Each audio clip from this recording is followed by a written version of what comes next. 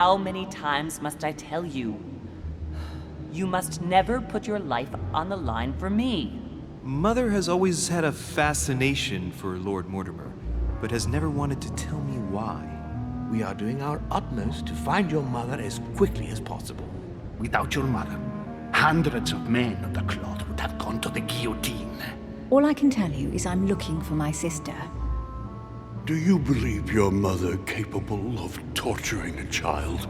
An agreement for cannons. Lord Mortimer assured me that you are to take over the project on behalf of your mother.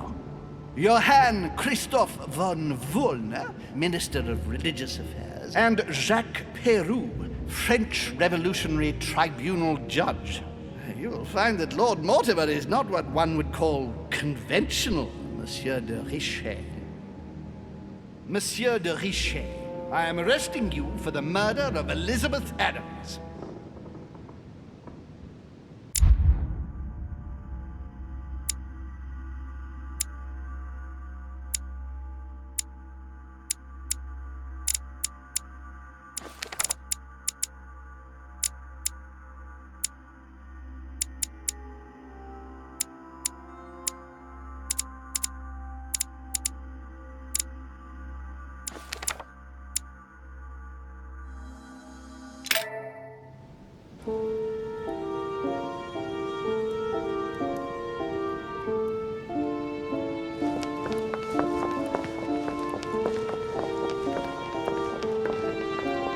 At last we meet, Monsieur de Richet.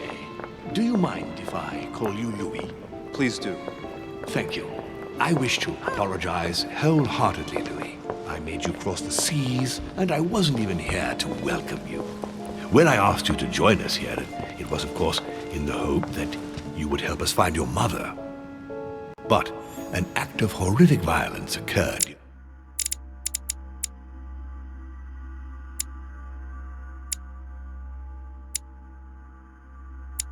The night. And I do not know if this is linked to the disappearance of Sarah. If there's a possible link to my mother, I hope you'll let me know. In the early hours of the morning, Elizabeth Adams was found dead in her room, savagely mutilated with a knife. I'll get straight to the point, Louis. According to the initial elements at my disposal, you were the last person to see her alive. Yes, last night we, Do you suspect me? I want you to tell me everything that happened last night and leave nothing out. Tell me, how did the evening begin?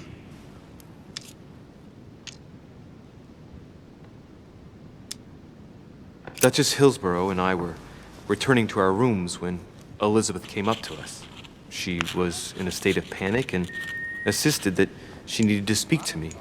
She said she feared for her life. I took my leave of the Duchess and followed Elizabeth to her room. Continue. She insisted we have a drink, without which she refused to confide anything. What exactly did she want to speak about? About my mother. She had just found out that I was Sarah de Richet's son. Elizabeth wanted to tell me about the horrors my mother apparently inflicted on her. Finding out that your own parents had always lied to you. Well, that must not have been an easy thing to hear. But do go on. I refused to go on drinking with her. She already seemed drunk and her conversation became confused. So, then she ordered me to get out. If only I'd stayed. Don't blame yourself, Louis. How could you have known? But thank you for this new information. Louis, I shan't hide the fact that this tragedy puts me in a very delicate situation. I cannot risk upsetting the smooth operation of our next conference. But the case cannot remain unaddressed. I must reassure my guests, and justice will be done. And for that to happen, I must ask for your help. Why is that? You met Elizabeth. You spoke together, I believe. She trusted you. Listen, Louis. Find out who could have committed this murder. I refuse to believe that one of my guests is the murderer. I want to know who is responsible for this. and I trust you. You have my backing. You must stop at nothing. Can I count on you? Of course. How would you like me to proceed? Maybe you could start by going to the scene of the crime. Elizabeth was attacked in her room. Can you tell me anything else about what happened? Now, Louis, I wouldn't want to influence you. Get over there and form your own opinion. Right. I'll get over there immediately. Thank you, Louis. Now, once you've finished, come back and let me know your findings. I'll be waiting. And Louis, you've got permission to search through the guests' rooms. They've all been notified and they agree.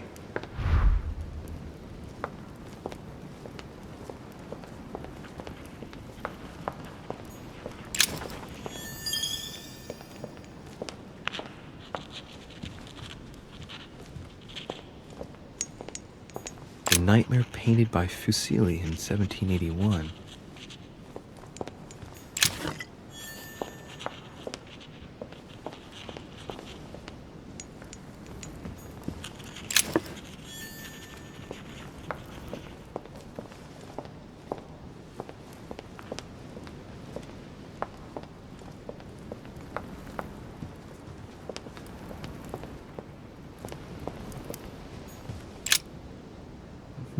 Which four-letter word could open this chest?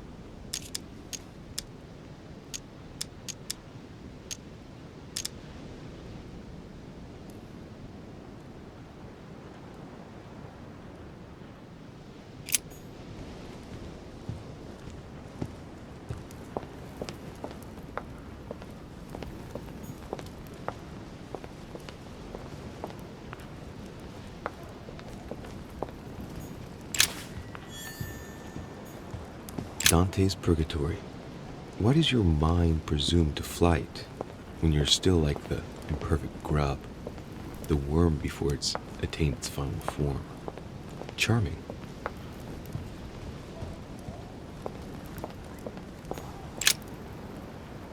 Your Eminence, I imagine that you've heard the news about Miss Adams.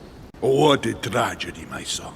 How could such a thing have happened? That's exactly what I'm trying to find out. Did you notice anything out of the ordinary last night? I saw the young French soldier, Bonaparte, I believe, hanging around near Miss Adams' room. But I would not want to get an innocent man into trouble, Louis. It's probably nothing. Not to worry, Your Eminence. If he is innocent, then he has nothing to fear. Do you know why Monsieur Bonaparte was hanging around her room like that? Well, I wouldn't be surprised to learn that the dashing young soldier had become infatuated with a fragile young woman who looked a bit lost. But I don't think he got a very warm welcome. Bonaparte and Adams? But they didn't even know each other, did they? I couldn't say, Louis. But if I were you, my son, I would talk to Monsieur Peru. You remember how violently he set upon Miss Adams. Oh, don't worry. He's on the list of suspects.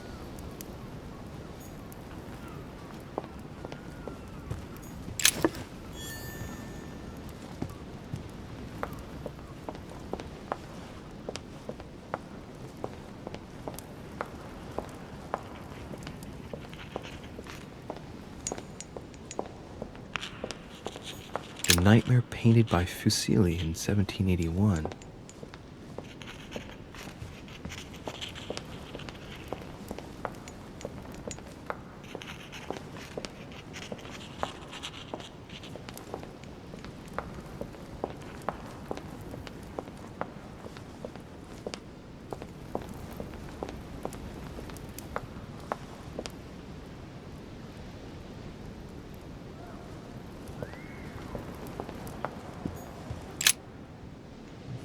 Which four-letter word could open this chest?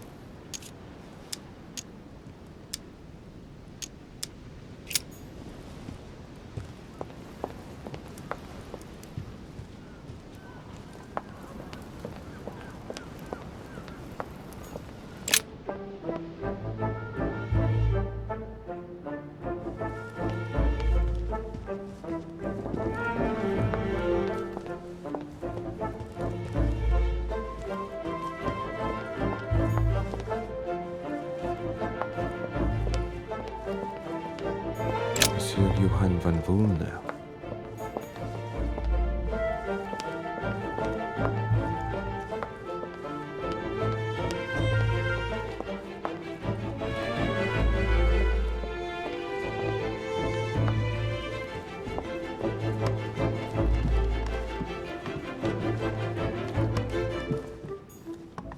A Bazant.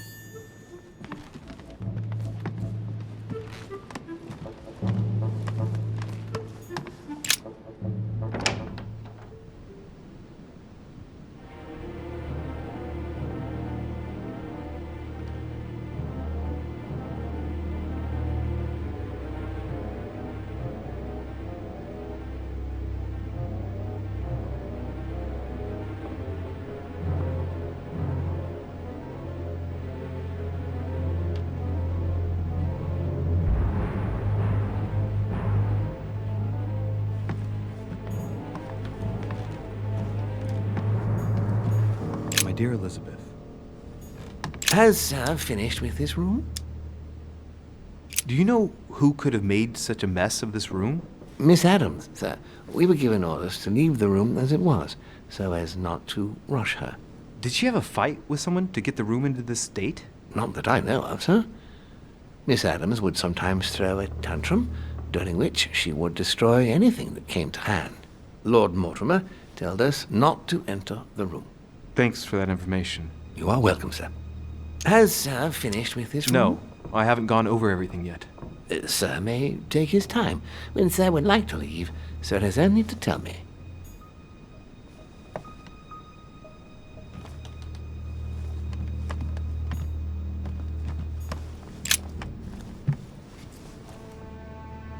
The clock stopped at 3:54. If it was smashed during the murder, then I've just established the time of the crime.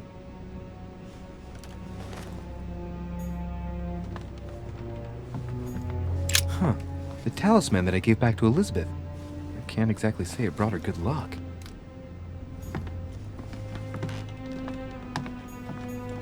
A pentagram? What the hell's been going on here?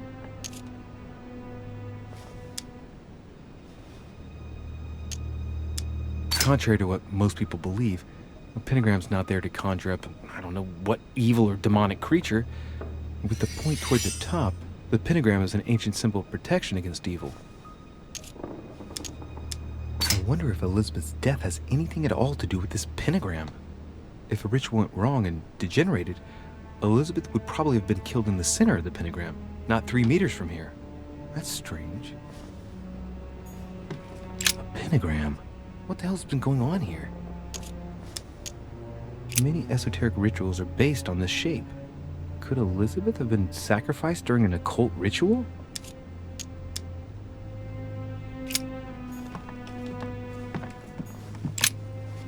Vials of Latinum.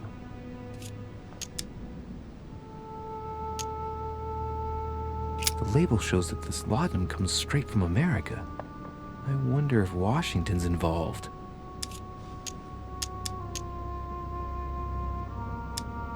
Large quantities could knock out a bull. Could Elizabeth have been drugged? If the body wounds are anything to go by, then clearly not. She put up a fierce fight.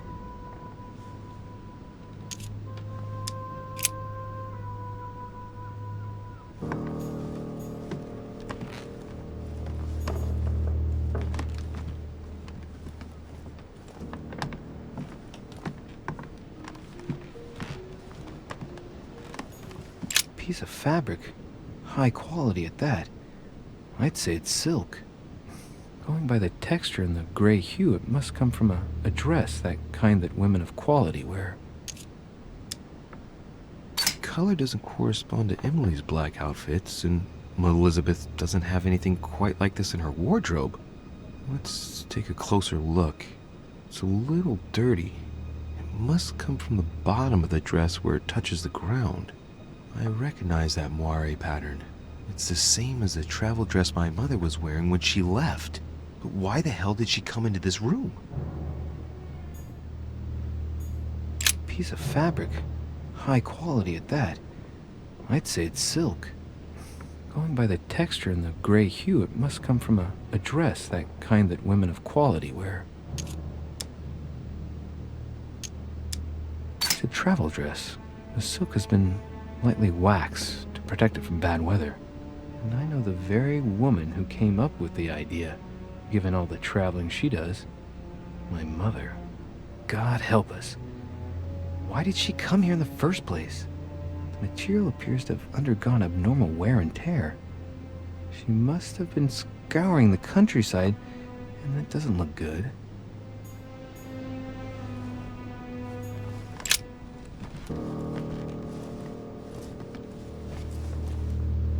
A pistol? Fairly new, I'd say, and judging by the weight of it, fairly light.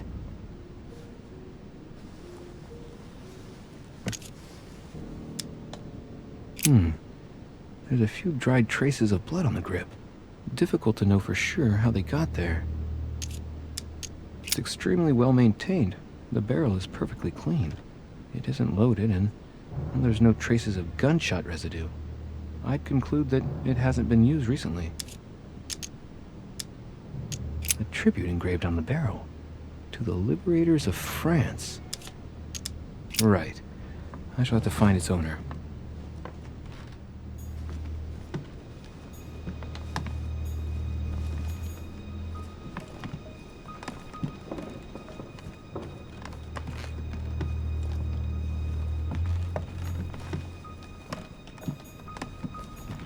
Blood spatter indicates that the murderer must have held Elizabeth upright during the attack. Even if Elizabeth wasn't very big, I doubt she wouldn't have put up a struggle. It takes tremendous strength to overpower someone like that.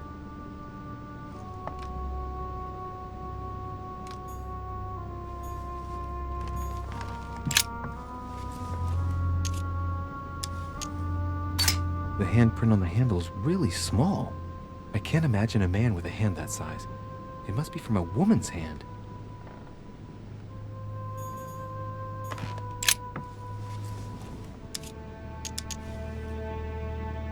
The blade is short and thin. Well sharpened, apparently. It's covered in blood. Still fresh. The lower part of the handle is unsullied by blood. The murderer gripped the weapon so tight that there's no blood where he held it. The handprint indicates a small and slender hand.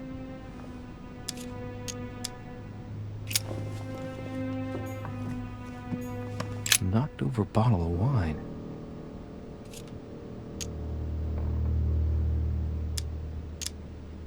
I know that smell. It's laudanum. It must have been mixed with the wine directly in the bottle.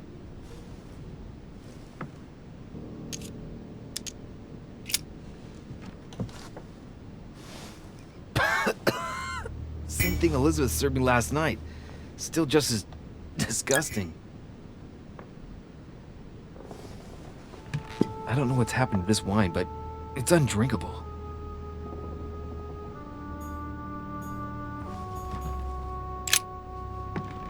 Poor girl bled to death.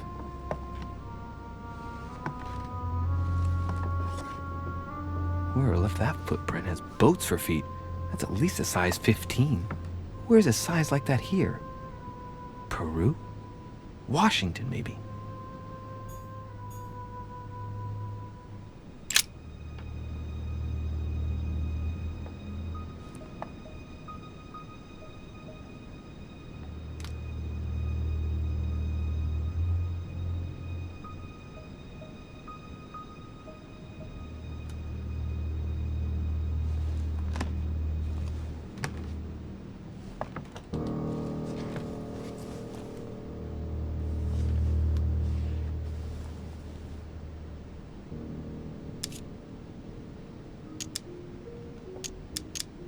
No wounds, but blood on the right hand. Nothing on the left except that tattooed symbol. No marks or bruising around the wrists. It doesn't look like she was tied up or held by force. This pinnacle's a trap. The wearers of the pinnacle thought that they were protected from evil by surrounding it inside the different circles of the pinnacle.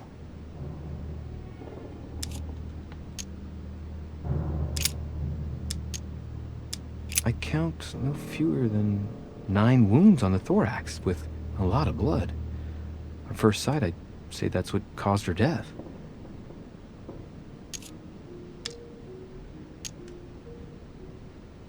It looks as though the wounds were inflicted from a precise angle, as if the murderer was standing behind Elizabeth.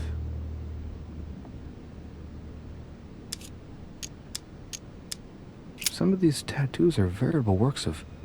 What's that? The skin between her breasts is different. Bloody hell! This tattoo was drawn on a page of leather and stitched onto her skin. Probably during childhood. If the scars are anything to go by. It's the same kind of tattoo as on the rest of her body.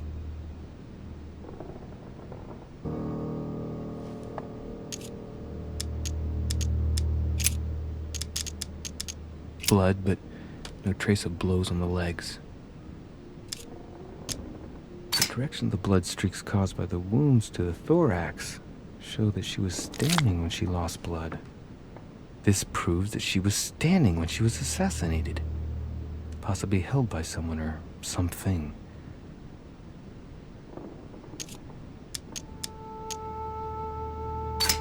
Let's see. No trace of sexual assault or rape. More tattoos, similar to those on the rest of her body.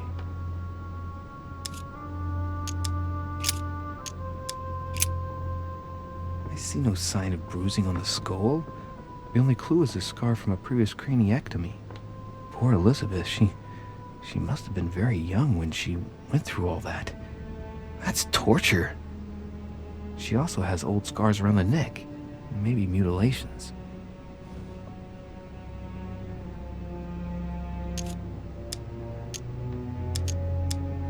She bled from the nose.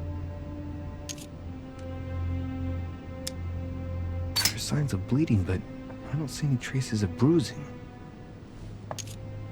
There's signs of bleeding, but I don't see any traces of bruising.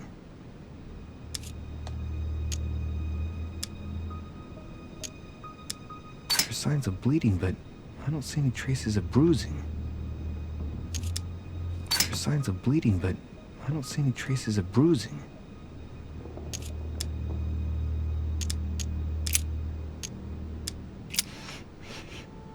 What a strange smell. Laudanum. Certain courtiers use it to get drunk. If taken in large quantities, it can provoke fits of madness.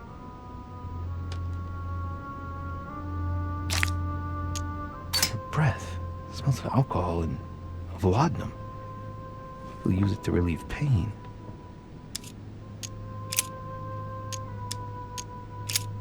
There are numerous marks on the body. She must have fought like a lion. It couldn't have happened without a lot of noise. There are also a number of old scars.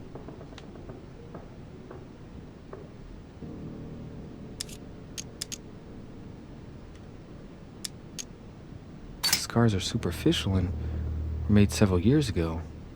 She wasn't trying to take her own life. People who scar themselves in this way generally do so to relieve some kind of psychological suffering. By trying to master the pain, they establish their self-control.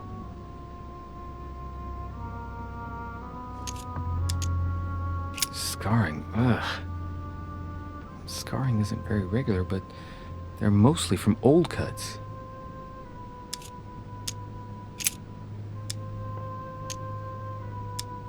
She had the sigillum de Ameth tattooed on her, the symbol of the living God, written in the language of angels, according to believers. It is rare for someone to know about symbols like this at her age, unless her mother was a tutor. Symbol of Masons? What's that doing here?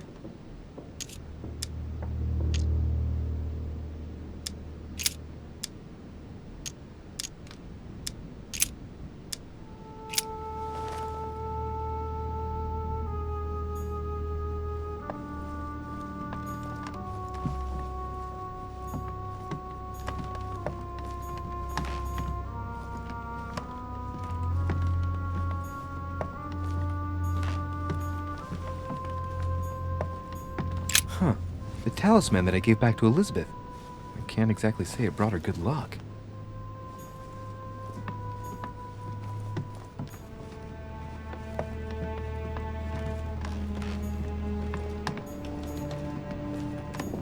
A notebook, written in Elizabeth's handwriting. It is written in a mix of several languages. It's medieval Latin, well enough to translate a bit. He's coming. The demon is upon me. He's coming back to kill me. There she is. Death has come to finish me off. I've just run into her son. That was her last entry. What tortured writing.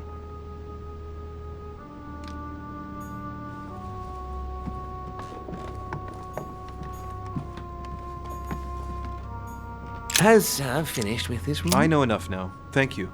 Very well, sir. Sir may return whenever need be. I shall guard the door.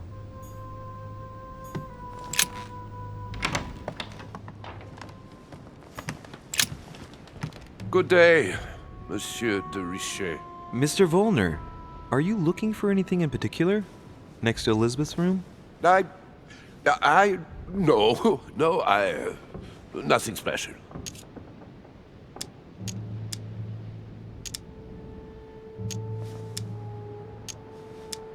Has anyone told you that Elizabeth was killed last night? Yes. Rumors spread quickly. Huh. He looks very put out. It's horrible. How did it happen? I can say nothing to you, sir. You'd better follow your host's instructions and stay in your quarters. I shall leave you now, sir. I will return to my room.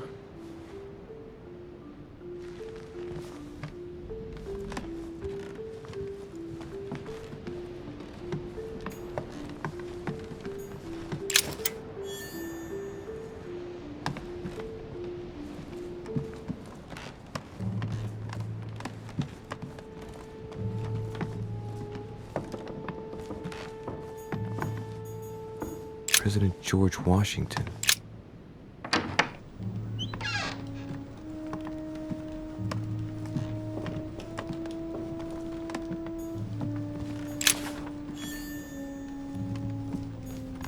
Golden Elixir. Consume without excess.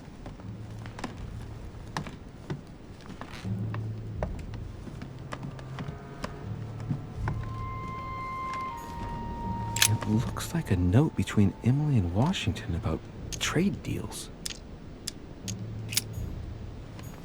My dear George, I'd like to invite you to join me as planned at my place.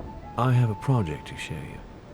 It is time that the United States played a more important role on the world stage. I understand your reluctance of playing with fire. I know your new country is very young, but rest assured that I would do nothing to jeopardize what we have built together. I look forward to seeing you soon. Your friend, William.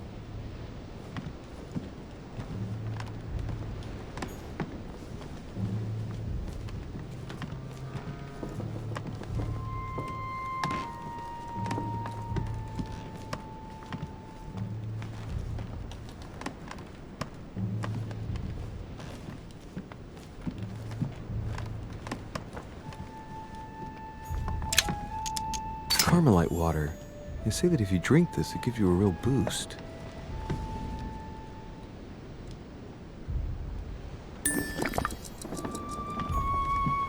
Portrait of George Washington.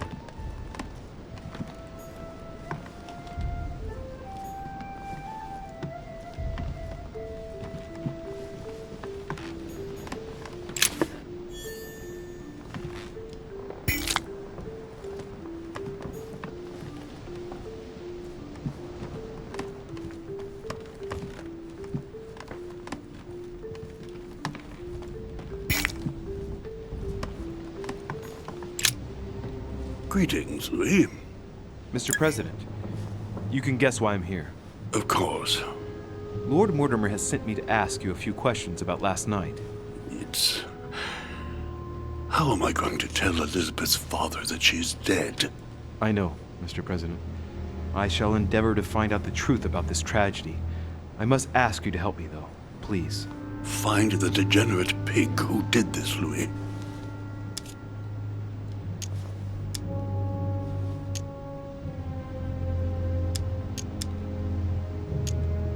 Tell me, Mr. President, had you spoken to Elizabeth since your arrival? You know her father. You thought she was dead. No, I didn't. And I believe I'll be taking my remorse with me to my grave. I wanted to, but I didn't know where to begin. You can't blame yourself. You couldn't have known that her days were numbered. Were you aware that Elizabeth took laudanum? Yes, she came to ask me for some. She had finished her reserve, I believe. Do you take it regularly, Mr. President? Unfortunately, I do, Louis. I still suffer from a terrible toothache, and it's not likely to get any better. It's just for that, then? Old age, my young friend. I don't wish it upon you, but you'll soon see. At my age, it's rare to have no problems in that domain. And do you take a lot? A moderate amount, Louis. Only the dosage indicated on the prescription of my doctor.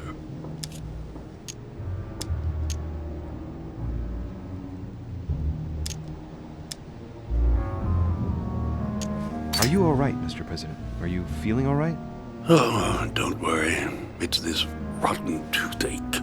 What do you expect? I'm no spring chicken now. I'm talking to all the guests to find out who has an alibi and, well, who doesn't, Mr. President. Can you tell me what you were doing last night so that I can strike your name off the list? I spent the night right here, reading. All night? Exactly. Emily stopped by in the middle of the night. You can ask her. She wanted to talk about some business we have in common. Anything whatsoever to do with Elizabeth? Not at all, Louis. A business matter.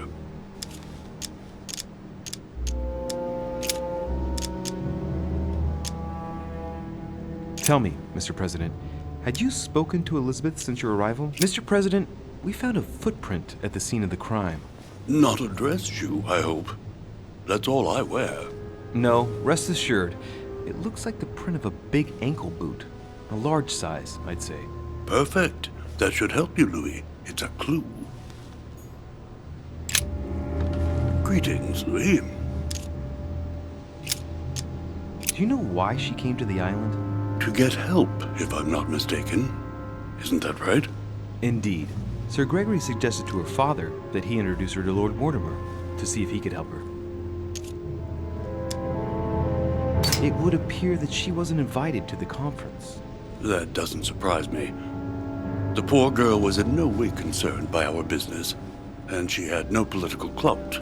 So, I don't understand why Sir Gregory invited her during the conference of his good friend Lord Mortimer. He must have realized that he wouldn't have much time to grant her. Preparing a conference does not seem an easy task. On the evening of our arrival, Lord Mortimer didn't even welcome us, what with his being so busy and all. Yes, you're right, Louis. I didn't think of that. It is indeed rather surprising. The easiest thing to do is simply ask him, you know. Of course. Do you know if she had any enemies, Mr. President? Not that I know of. I heard about her altercation with Mr. Peru, but that case was closed, if I'm not mistaken. But if in doubt, I wouldn't leave any door unopened. And I'd go and question your fellow countrymen. Don't worry. Countryman or not, I'm not letting anybody slip through the cracks. I shan't keep you any longer, Mr. President. Feel free, Louis. If there's anything I can do, just ask.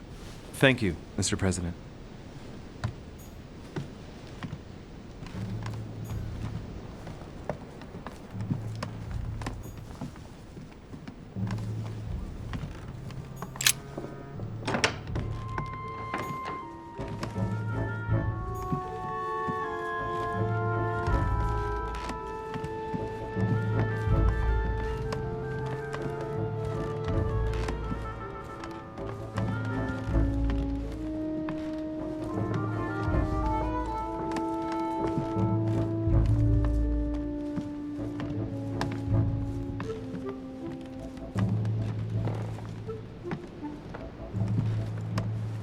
Monseigneur, His Eminence Cardinal Piaggi.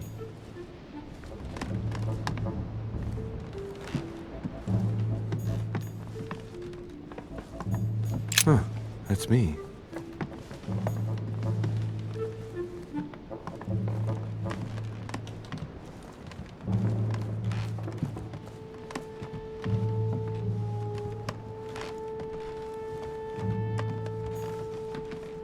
Duke Manuel Godoy.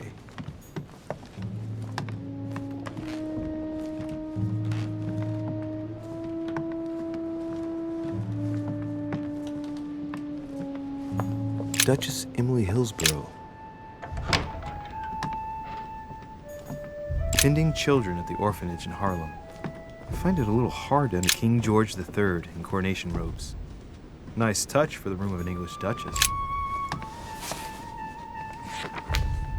Grammar of Port-Royal. Ah, the artistry of the French language in all its splendor. Whoever masters French commands the world. At least une partie of it. Dear E, I received your last letter. Unfortunately, the Crown informed the Golden Order that our mission should under no circumstances hamper Sir Gregory's plans. Decidedly, they have support from the highest level in Buckingham Palace.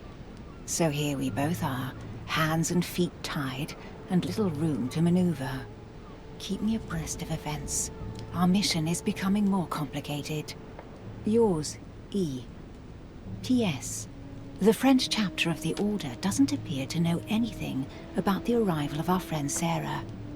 I therefore cannot comment on it. However, my guess is that she has come here for personal reasons.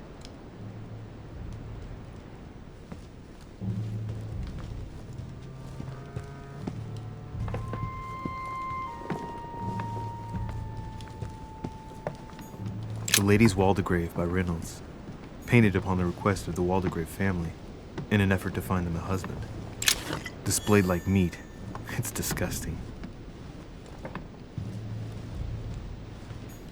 A letter from William Pitt the Younger, addressed to Emily. He's the present. Hey, a Russian ruble. I wonder what it'd be worth today.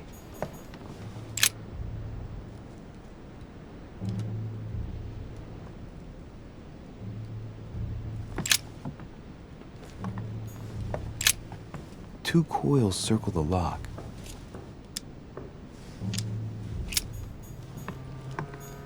A letter from William Pitt the Elder, addressed to Emily. He was the English Prime Minister.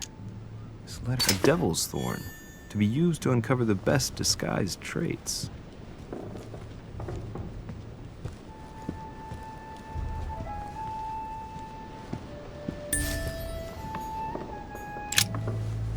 What can I do for you, Louis? I've come to see you about last night's tragedy. Did you hear anything about what happened to Elizabeth? Yes, we all did. Rumors spread quickly, you know. How awful. I didn't know her well, but I hope at least the poor thing didn't suffer too much.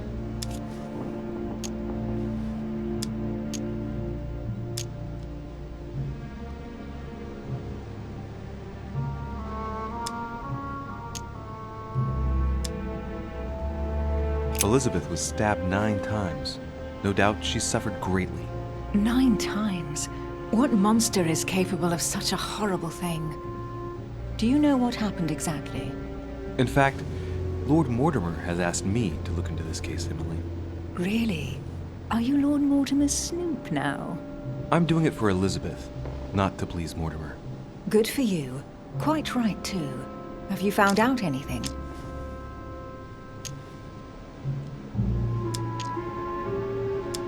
I'm now interviewing all the guests to establish the alibis for each person. Just so that I can cross you off the list of suspects, can you tell me what you were doing on the night of the murder? Am I given to understand that I'm on the list of suspects? Don't take it the wrong way, but I must consider every possibility. Well, if you absolutely wanted to be sure of my activities that evening, you only had to join me, you know. I know, Emily. Especially since I couldn't prevent the murder, even though I spent part of the evening with Elizabeth. You're sure it's not too hard to bear for you? The fact is, I don't have a choice. But I will find the murderer. I owe Elizabeth that, at least. Did you and Elizabeth get to know each other? I must admit, Louis, I didn't take much interest in her. I feel a bit guilty about it, but I never actually spoke to her. She seemed burdened by her problems, and as she wasn't invited to the conference, I didn't really seek her out. I found a torn piece of dress in Miss Adams' room. Gray silk. Where's it from? That's what I'm trying to find out. The color doesn't match any of Elizabeth's dresses, but I might not have found all of her clothes yet. Good Lord, Louis, do you realize what this means? If this piece of dress isn't from Elizabeth, then it's... I don't have any grey silk dresses, Louis. Neither does my sister, since we wear the same clothes. Yeah, that's exactly what I wanted to check with you. I'm so sorry, Louis. Thank you. Are you all right? You know, I'm sure there's a good reason why your mother was at the scene. Thank you, Emily. I hear you were in discussions with the Holy See. Oh, either His Eminence can't keep his tongue from wagging, or you've been poking your nose where you shouldn't, sir. Even so, Emily, you're raising a royalist army. That's no small matter. And you are straying from the subject. Is there anything else you wanted to ask me? We found the murder weapon. What is it? A dagger, quite slim. Have you found its owner? Not yet. Still searching as it happens.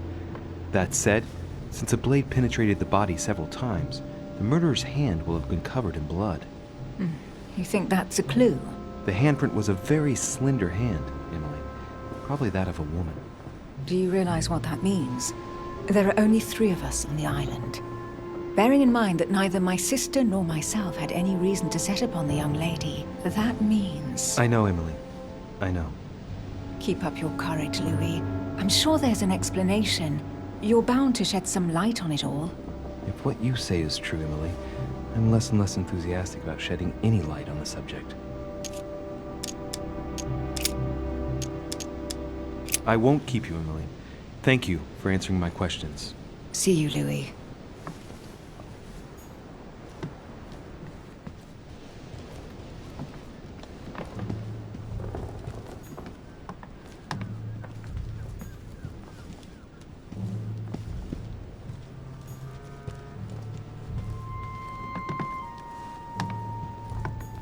Amber crystals.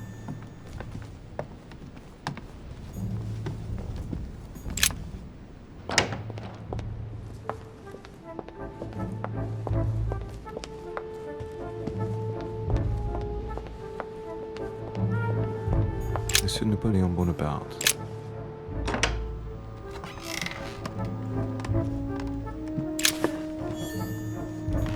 The Prince by Machiavelli. A perfect read for anyone with a surfeit of ambition.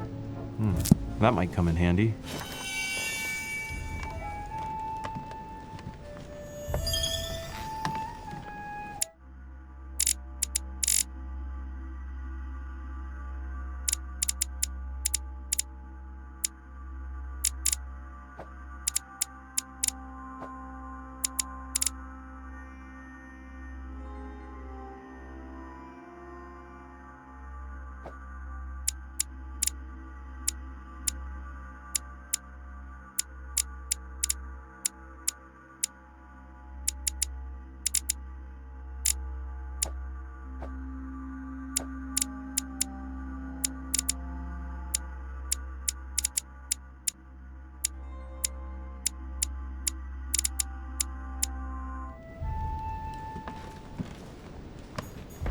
My dearest son, I'm writing to implore you to act quickly.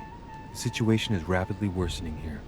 Paoli continues to steer our motherland, Corsica, toward open warfare between France and England. His men are everywhere. We are obliged to go into hiding and are unable to remain in the same place for more than 2 days. A bicorn decorated with a cockade. It must belong to a French soldier. The Battle of Alexander at Issus, or how Alexander the Great triumphed over King Darius. Yet another one with delusions of grandeur.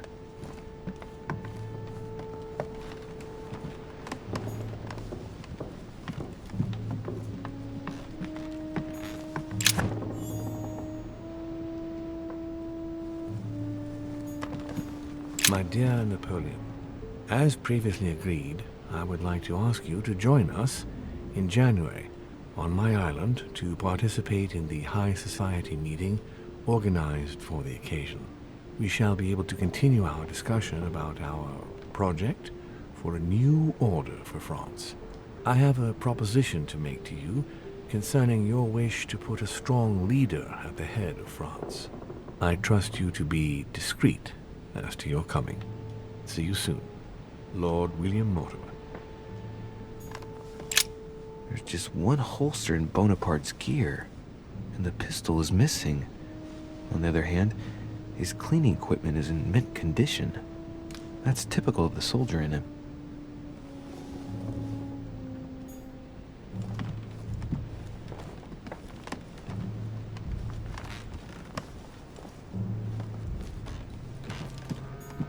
French actor Talma is Nero in Britannicus, the last emperor of the Caesar dynasty.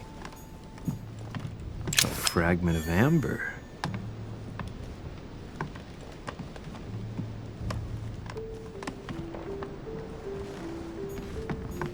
A drachma.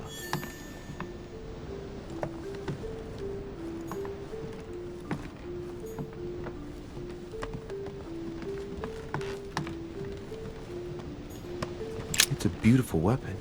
A lovely damask blade. It's marked with the initials of the manufacturer in Versailles. Carmelite water. They say that if you drink this, it gives you a real boost.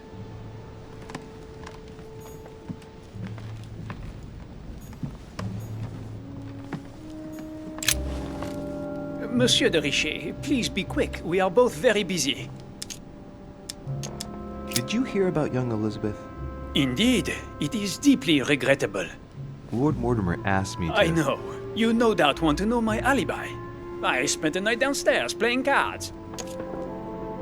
Can you tell me who was present at the game, please? Well, there were Lord Mortimer, President Washington, and Sir Gregory. Thank you. Ah, and His Eminence Piaget as well. Excuse me, I nearly forgot him. Poor soul. Did any of you leave during the game? Not that I know of, monsieur. I didn't exactly spend my time noting the other guests' comings and goings, but I don't think so. Thank you. Did you notice anything unusual during the evening? Nothing at all, except the luck of the devil of Lord Mortimer and Sir Gregory at cards. Did they win much? Oh la la, monsieur, they cleaned us out more like. But I plan on getting it all back before we leave. What time did the game end? I can't say exactly. As for me, I must have stayed until midnight. I was exhausted, couldn't think straight. So I preferred to go up to bed. On your way up to bed, did you notice anything out of the ordinary? No, not in the least. The whole manor was sound asleep. Not really. No.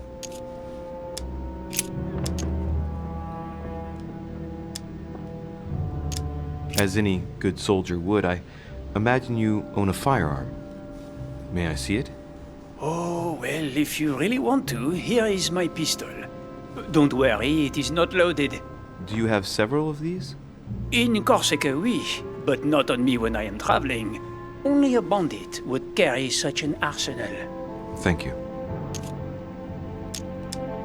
Someone saw you not far from the victim's room. Can you tell me what you were doing exactly, please? I can tell you that someone is an idiot. I wanted to warn her to be careful. You see, on the night of my arrival, I saw someone leaving her room in haste, and I wanted to speak to her, to warn her. Unfortunately, the young lady slipped through my fingers each time. Now I know why. She had every reason to be worried. What an idiot I was not to insist. I could have helped her. Were you able to recognize the prowler? Unfortunately not, no. It was dark, and Lord Mortimer was waiting for me. I was not really paying attention anyway. Excuse me for insisting, but if you saw him or her, I'm sure you would have more information than that. It's just that you don't think it can be of help to me. What do you mean? I don't know. Was it a woman, for instance? Bearing in mind that all the women here wear whalebone dresses, which is rather noticeable. A man, I should say. I don't recall seeing the silhouette of a dress. You see, you saw many things, in fact. Hang on. Laissez-moi réfléchir. Let me think a minute. A wig? His height? The sound of his footsteps, maybe. Ah, his height. Oui, somewhat imposing. A tall man, and straight. As for the rest, I don't know, Monsieur de Richet. Not to worry. That's already quite a lot. Thank you for everything. I've been studying him for a while now, and I don't think he was lying. Yet, I'm surprised how easy it was for me to read him. It must surely be his military side. I wish they all could be like that. My investigation would be finished already. Well, have we finished, monsieur? Exactly. Thanks again for all your answers. Good day.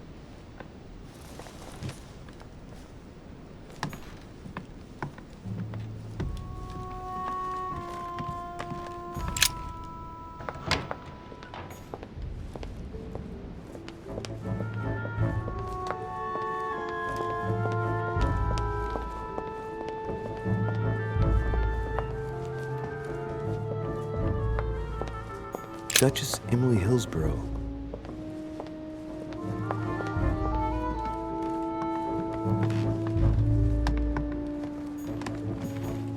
Duke Manuel Godoy.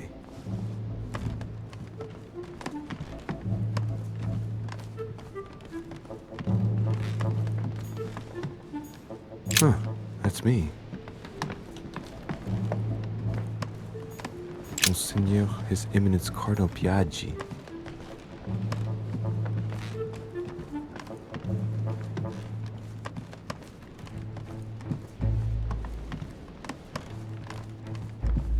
President George Washington.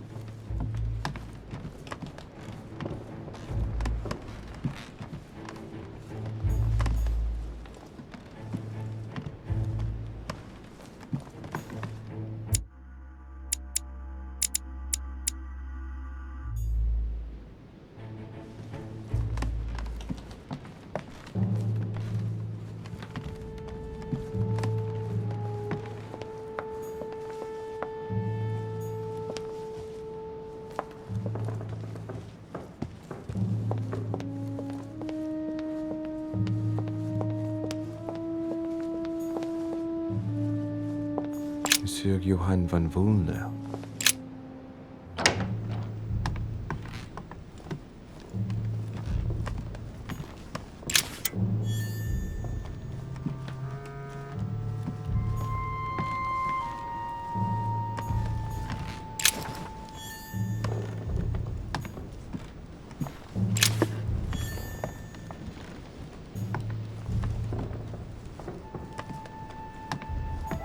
Sorrows of Young Werther.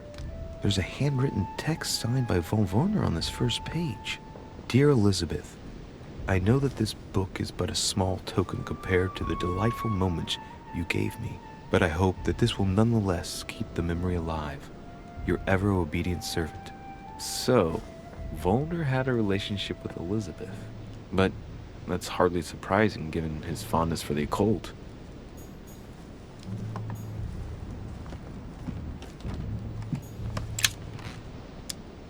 Golden Elixir. A chest locked with a 4-letter code. Surely a word close to the owner's heart.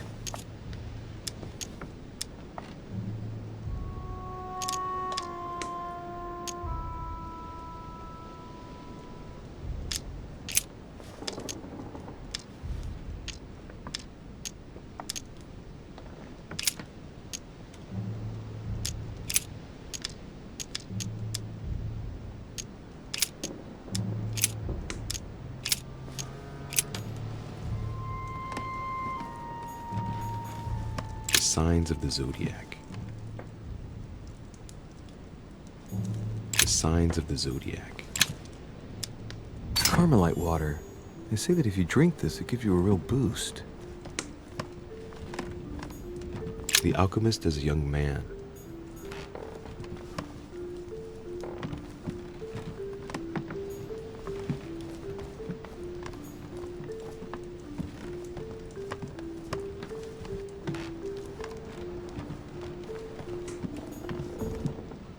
fragment of amber.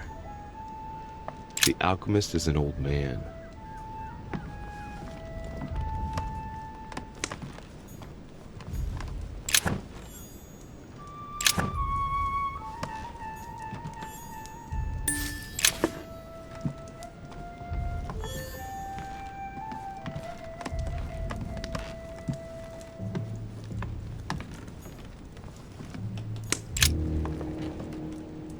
What can I do for you, de Richet? Monsieur, Lord Mortimer has appointed me to investigate the tragedy that befell us last night. Oh, yes. It's horrible. Yes. How can I help, monsieur?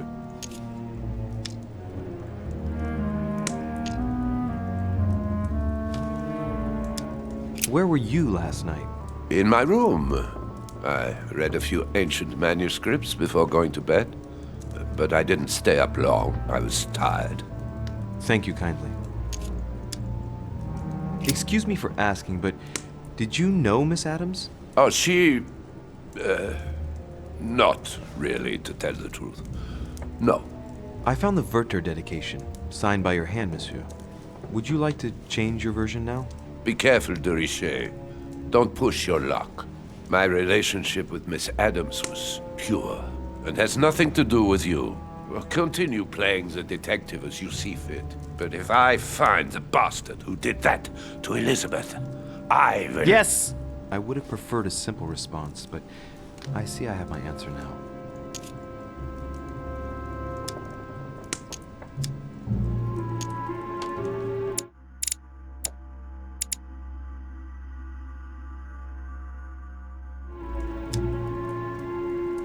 I get the impression that your romance was over. Am I right? So? What does it matter to you? I would never have attacked her, if that's what you're insinuating. Who put an end to the relationship? You or her? It was her. It was her. But what does that matter? We both agreed. Exactly how long had you been seeing her?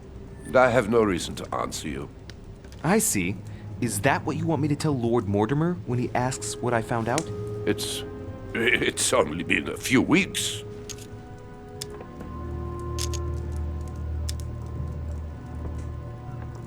You loved her, didn't you?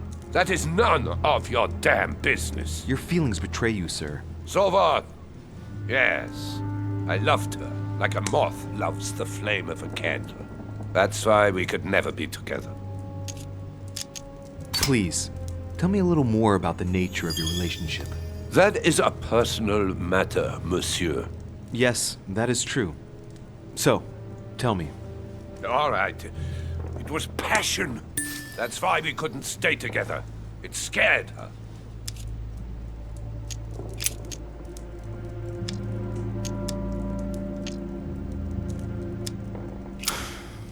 We finished. I'll have a look around and then take my leave. Do whatever you have to do.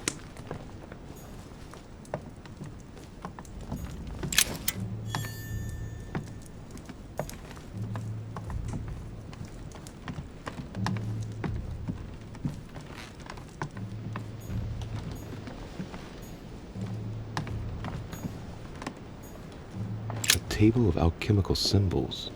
Someone circled the zinc symbol. A chest locked with a 4-letter code. Surely a word close to the owner's heart.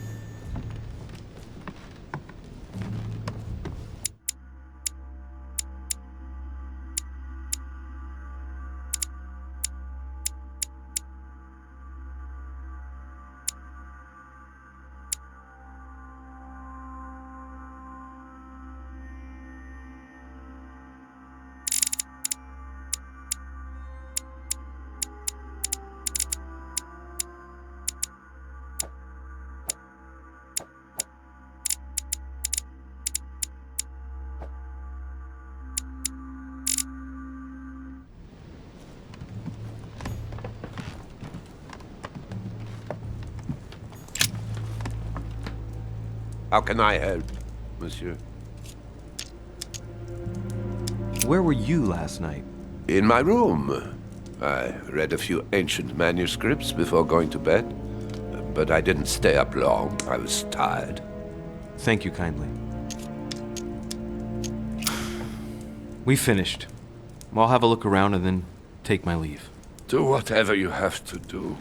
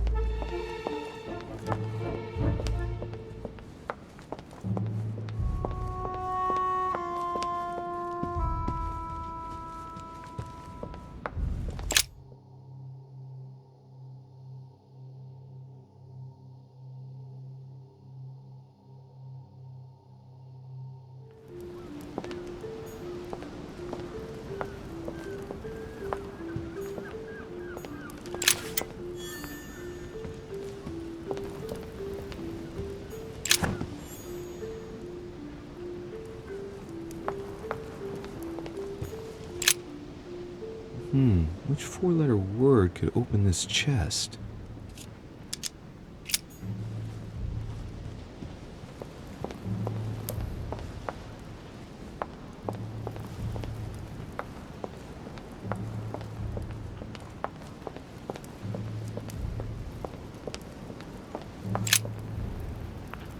What a tragedy, my son. How could such a thing have happened? That's exactly what I'm trying to find out. Did you notice anything out of the ordinary last night? I saw the young French soldier, Bonaparte, I believe, hanging around near Miss Adams' room. But I would not want to get an innocent man into trouble, Louis. It's probably nothing. But if I were you, my son, I would talk to Monsieur Peru.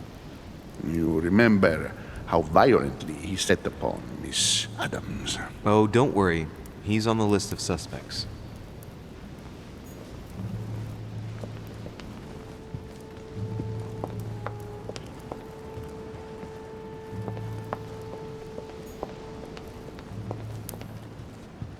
Golden Elixir. I'll keep it for later.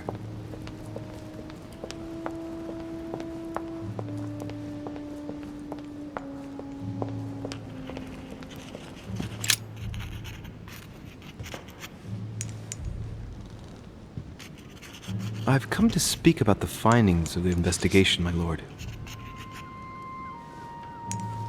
I'm listening, Louis.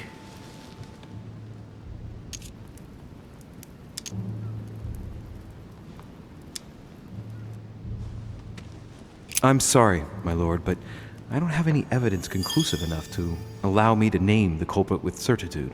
Really? I see. Well, that's your decision, Louis, and I accept it. Given the distinguished guests and the sensitive political issues involved at the conference, I trust you'll leave me to conclude the case in my own way. Right. It's time we spoke about your mother, Louis.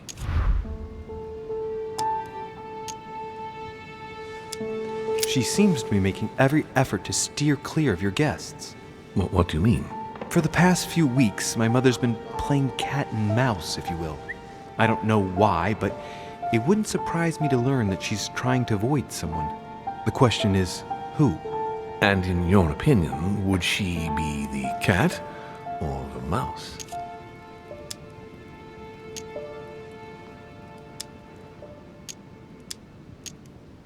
I'd like to answer the cat, but unfortunately I'm increasingly worried that she's in fact the mouse. That doesn't make me feel any better, Louis. What was the official reason why my mother came to your island? I knew about your mother's activities, and yours, in the Golden Order. I thought we had everything to gain by working together. You mean the canon deal with Monsieur Bonaparte? Among others, yes. How did you hear about that? Monsieur Bonaparte came to speak to me about it yesterday, during lunch. I see. So impetuous. He was supposed to let me speak to you about it first. Our friend Napoleon desperately needed financial backing to properly equip his army. I took it upon myself to back him because I have a firm conviction that he can go far. We shall see. However, there's one thing that surprises me.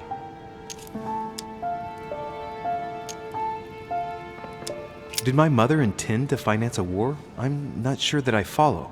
No, your mother's aim was not so much to partake in a war, but rather to make Monsieur Bonaparte accountable.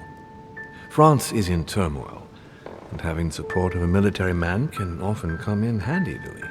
You'll see. Once this deal was closed, I had big plans for Sarah. Such as what? You see, I've invited several influential figures on my island to present them with a project at the conference.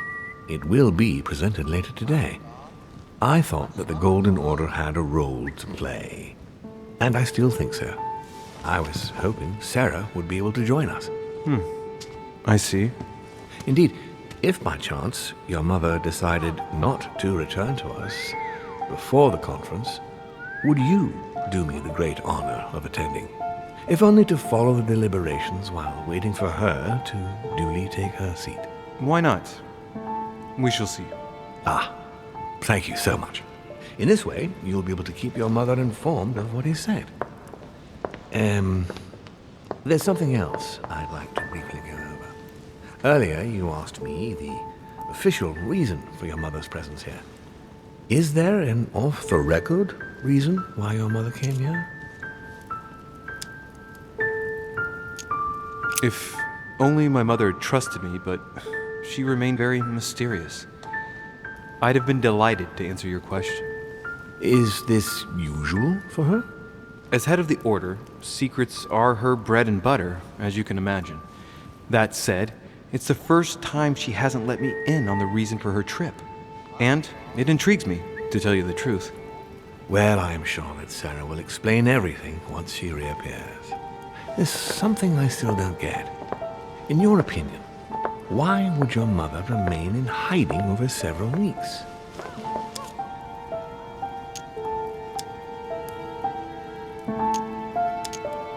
Maybe she found something out. What do you mean? My mother has a gift for investigating. If she had picked up a lead, nothing would have stopped her. The only thing I can tell you is that Sarah had indeed changed. At the beginning of her stay here, we enjoyed spending time together, solving the world's problems.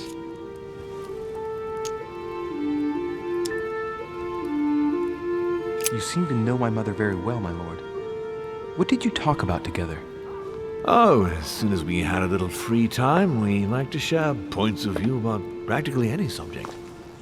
We would find ourselves embarked on interminable discussions that could go from Monsieur Blanchard's flight in a hot air balloon to the Treaty of Jassy, or the adoption of the metric system in France last year, or even Mr. Eli Whitney's invention in the United States. Ah, yes. His famous cotton gin. It was supposed to revolutionize cotton production in the United States. It will revolutionize the world, Louis. The potential of this invention is much greater. Tomorrow, all industries will be switching to simple but large-scale production. Of that, I'm sure. I'm surprised she didn't get you started on the Crusades. It was her favorite subject. Are you joking? Sarah and I spent entire days together reliving them. It so happens that the Crusades are also my subject of predilection, especially the third. My ancestor distinguished himself brilliantly during the siege of Saint-Jean d'Acre. Mother lulled my childhood with tales of the Crusades, how Richard the Lionheart and Philip Augustus had to battle it out to achieve their ends, and how Guy de Lusignan, having broken his word, launched the siege of Saint-Jean d'Acre Oh, I see Sarah's lessons have inspired new enthusiasts. Good on you, because not everyone can claim they know as much at your age. Your mother is a very well-read woman. You're quite lucky to have her as a model, Louis. Yes, I know, but I'm still very worried. I must admit, there are worse things to worry about now, Louis. What do you mean? Since she disappeared, your mother has been seen once. Her behavior on the evening of your arrival greatly surprised Gregory and myself. She resurfaced to attack Emma, Emily Hillsborough's twin sister, and she shot her with a pistol.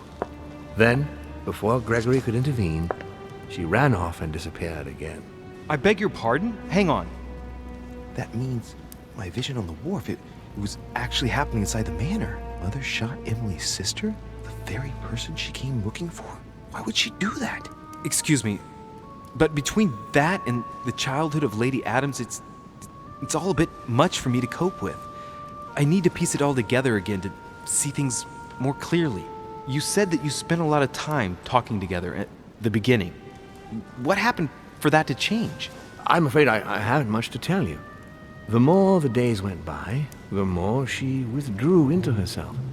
She never gave me an explanation, until the day came when she purely and simply disappeared. Where did she go when she wanted to be alone? She would shut herself away in a room we use as a box room upstairs. Would you allow me to go there? Naturally, Louis, of course. I'll send you a servant to open it. Thank you. That's all I can tell you about the disappearance of your mother, Louis. I would like to have been more helpful. I shall stay on her trail and follow up any leads. Thank you. We will meet later on to welcome our last guest. In the meantime, I shall get someone to open the box room upstairs for you. Thank you.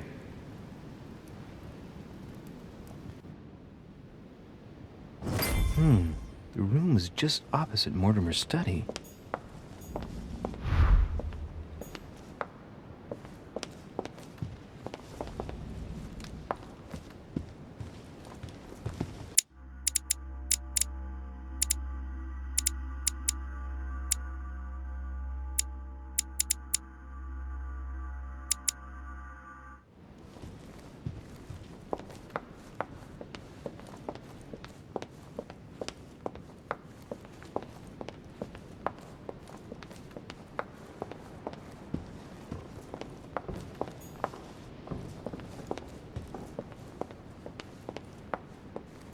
Monsieur Jacques Perru?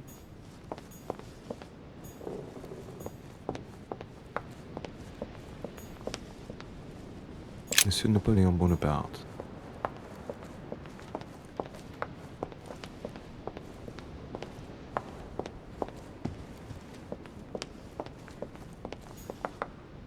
Duchess Emily Hillsborough.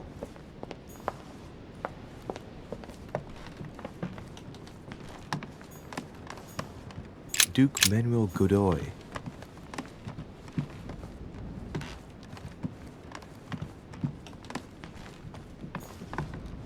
Huh, that's me. Monseigneur His Eminence Cardinal Piaggi.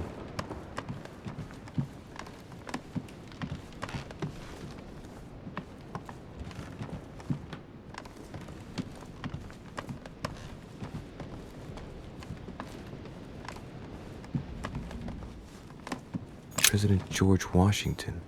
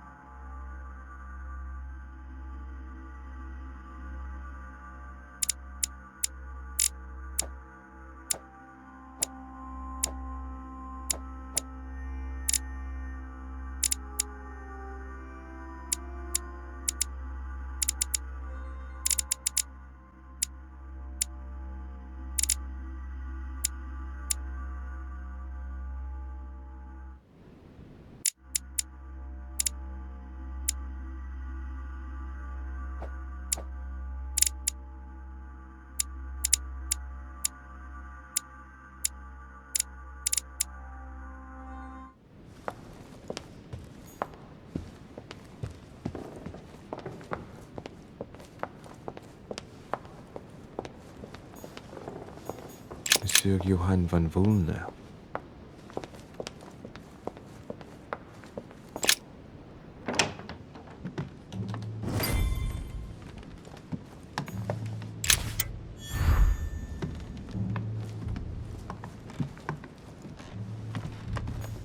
There are burnt papers in the chimney. There's a legible fragment left. Hey, I recognize my mother's handwriting. She says, we must find a safer way to communicate. Someone is onto us. Trust in my faith in the man with the sword. So Mother had an accomplice here. Who could it be? Who could she be suspicious of? I must find the next part. Faith, sword. I recognize her love of riddles there.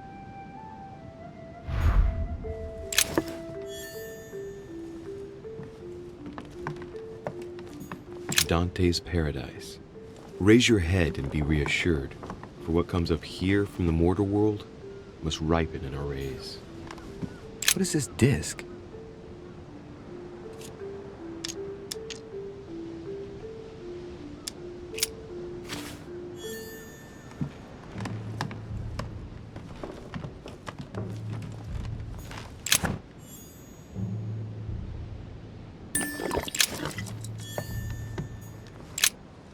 St. Paul on the Road to Damascus by Caravaggio.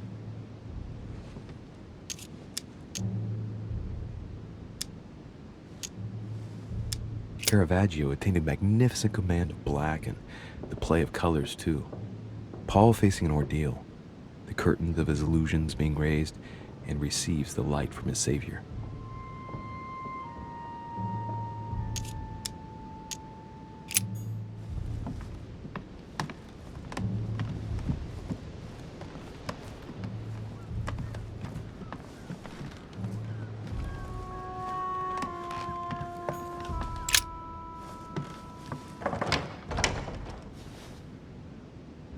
The door appears to be locked on the other side.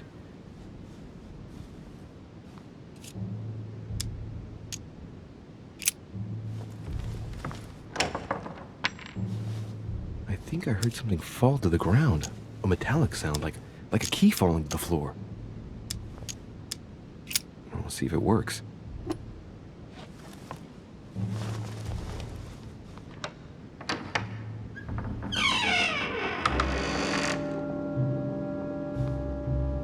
It's open.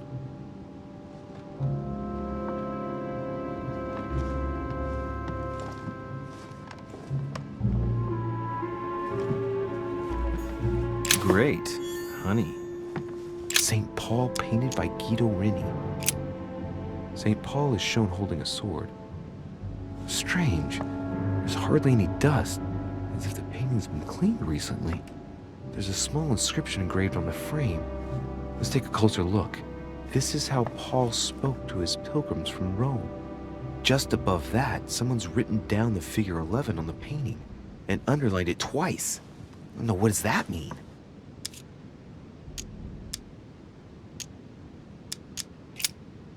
St. Paul is shown holding a sword. Strange. There's hardly any dust, as if the painting's been cleaned recently. There's a small inscription engraved on the frame. Let's take a closer look. This is how Paul spoke to his pilgrims from Rome. Just above that, someone's written down the figure 11 on the painting and underlined it twice. No, what does that mean?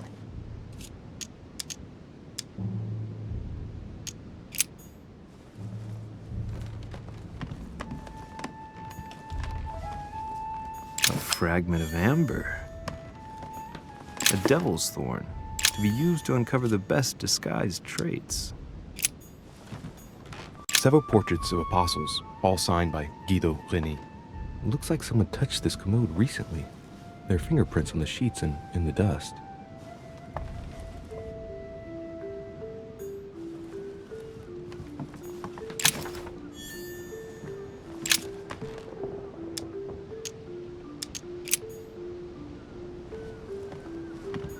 The New Testament.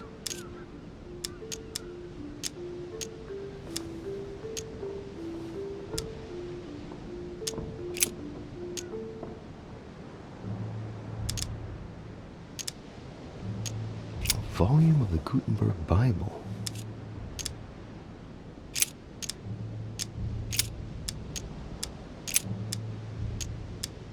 I say then, have they stumbled that they should fall? God forbid, but rather through their fall, salvation is come unto the Gentiles, for to provoke them to jealousy. Wait, a note from Mother is carefully folded between the pages here. What does it say? Dear E, I'm glad you found this note. I was afraid the code of the two groups of pilgrims would mislead you. Pick up the package. You know where, and hide it where no one will find it. It's imperative.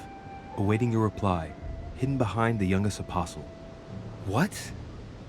The youngest apostle? What does Mother mean by that? A Chinese coin, recognizable by the hole in the middle. If I remember rightly, it's St. John, painted by Guido Rini.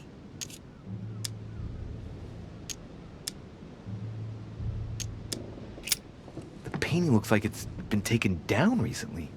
What was it my mother said?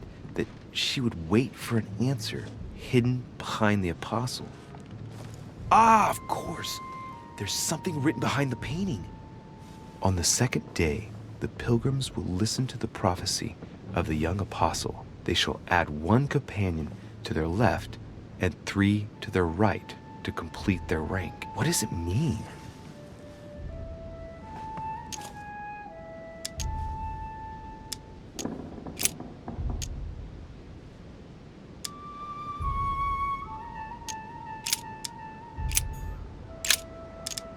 It's St. John, painted by Guido Rini.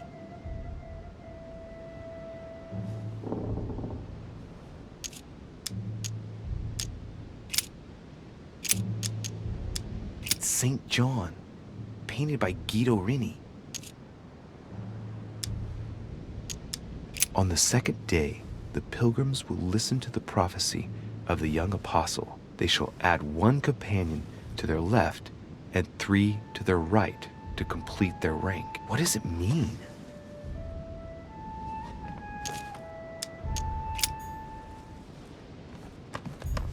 Several portraits of apostles, all signed by Guido Rini. It looks like someone touched this commode recently. There are fingerprints on the sheets and in the dust.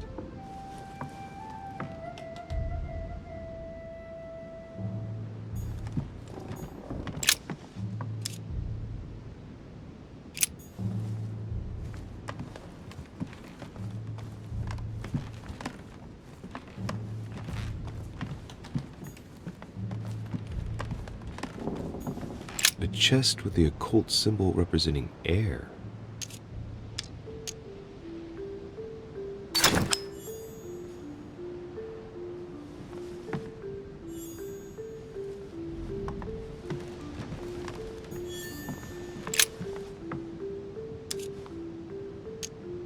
A drawing of the Apostle Matthew, painted by Guido Rini.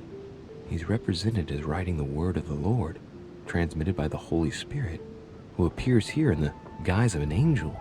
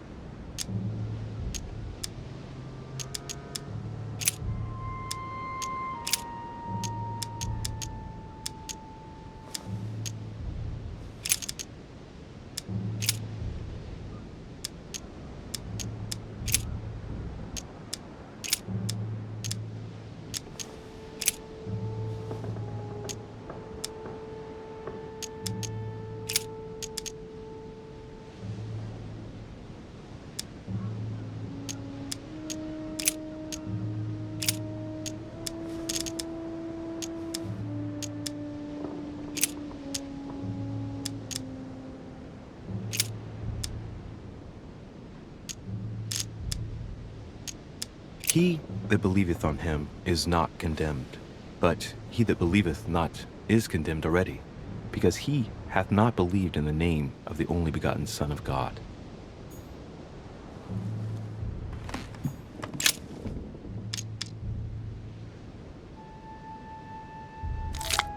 That's right, St. John is often credited with writing about the apocalypse in the last book of the Bible. He's also known as the youngest of Christ's apostles. Hey, wait! That means it's him. He's the youngest apostle. Right. This painting is therefore associated with the answer which E had to give to my mother. Now, I just need to know how to recover the answer.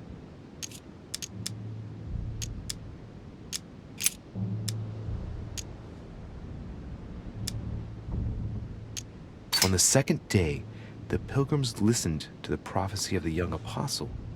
The prophecy of the young apostle, that was John. And the prophecy mentioned is most likely the book of Revelations according to St. John.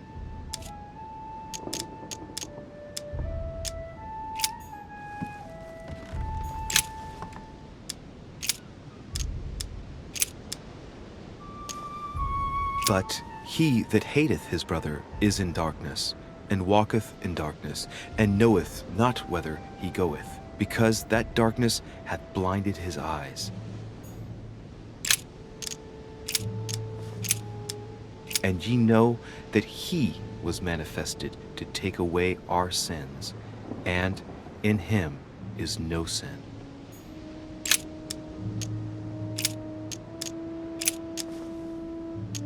If we say that we have no sin, we deceive ourselves, and the truth is not in us.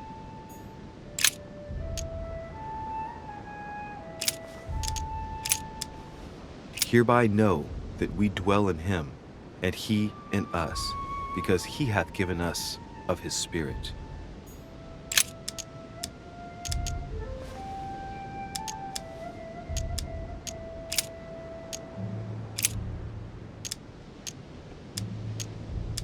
Saying with a loud voice, "Worthy is the Lamb that was slain to receive power, and riches, and wisdom, and strength, and honor, and glory, and blessing."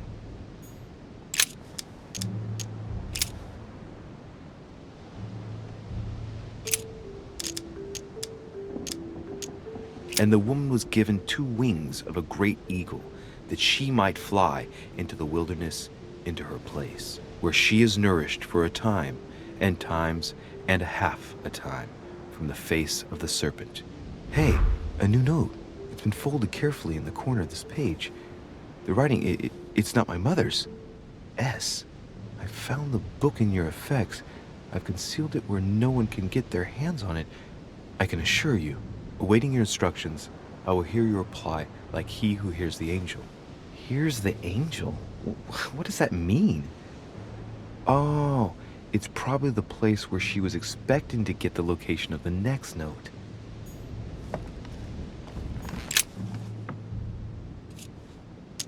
The drawing of the Apostle Matthew, painted by Guido Reni. He's represented as writing the word of the Lord, transmitted by the Holy Spirit, who appears here in the guise of an angel.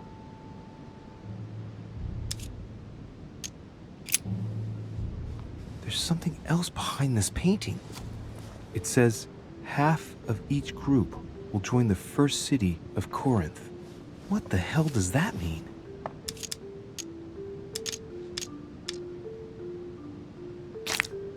It must be the group of pilgrims mentioned from before. I guess maybe the city of Corinth is a reference to the epistle from Corinthians in the Bible.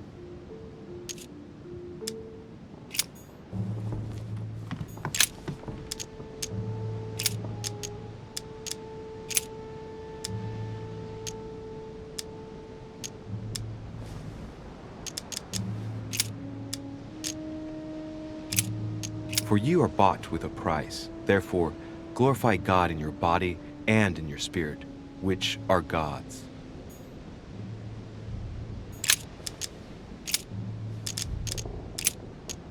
If we have hope in Christ in this life only, we are, of all men, most miserable.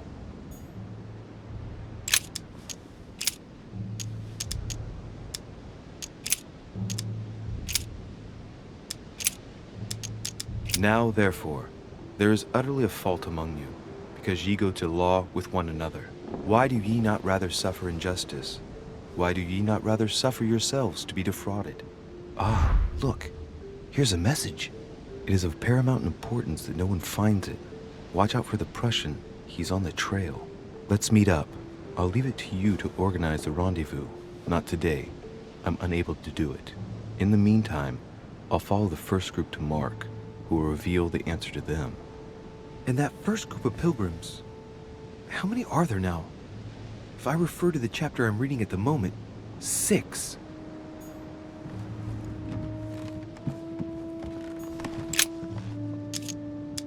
Painting of St. Mark from the collection of the Apostles by Guido Reni.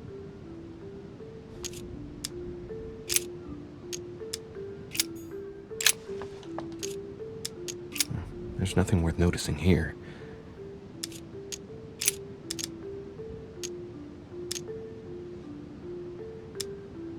No, nothing of value here. Little characters are engraved on the chest of drawers under the urn. It's a sentence in Hebrew. Choosing the Hebrew alphabet is no coincidence. It's got to be a reference to the Bible.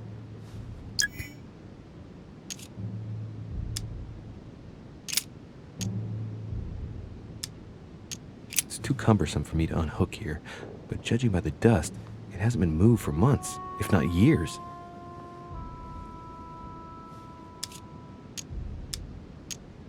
There are finger marks, deliberately drawn in the dust. 8 in all.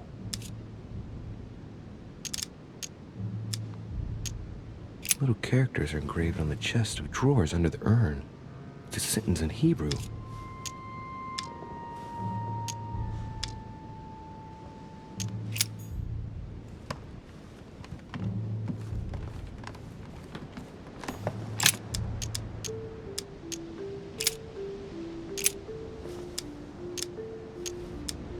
And behold, there cometh one of the rulers of the synagogue, Jairus by name. And when he saw him, he fell at his feet.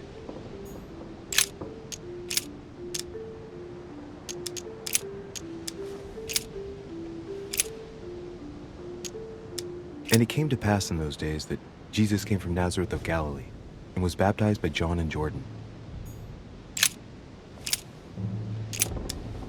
And as they did eat, Jesus took bread, and blessed it, and broke it, and gave it to them, and said, Take, eat, this is my body.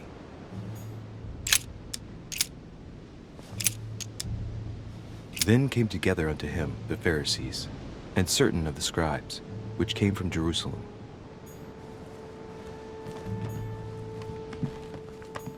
Several portraits of apostles, all signed by Guido Reni. Looks like someone touched this commode recently. There are fingerprints on the sheets and in the dust.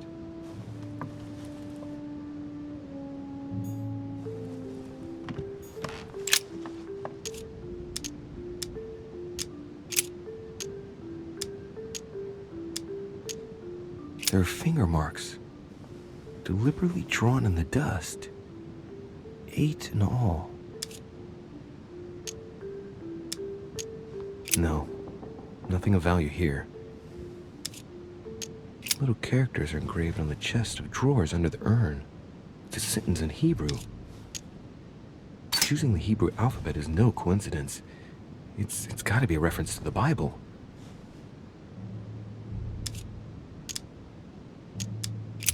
There's nothing worth noticing here.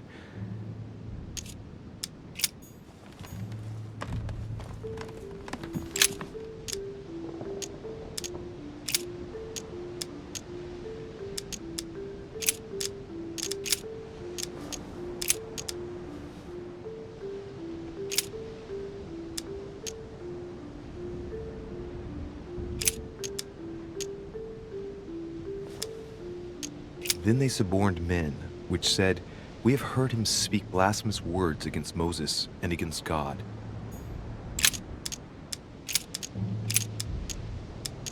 And there were 7 sons of one Sceva, a Jew, and chief of the priests which did so. And suddenly there came a sound from heaven like a rushing mighty wind, and it filled all the house where they were sitting. And he became very hungry and would have eaten, but while they were made ready, he fell into a trance.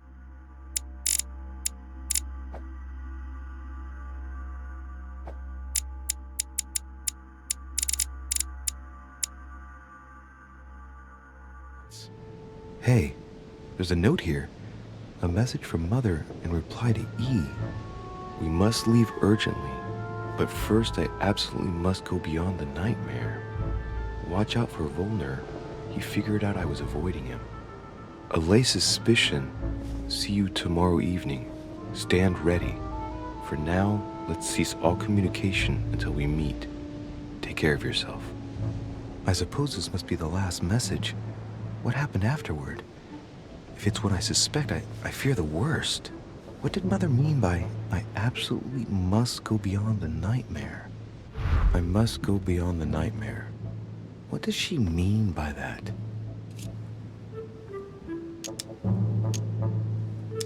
I'm guessing it's a metaphor. I need to figure out what this means. Mortimer's getting his guests together. I ought to join them so I don't look suspicious.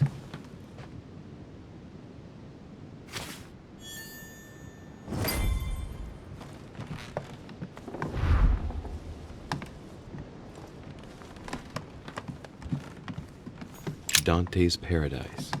Raise your head and be reassured, for what comes up here from the mortal world must ripen in our rays.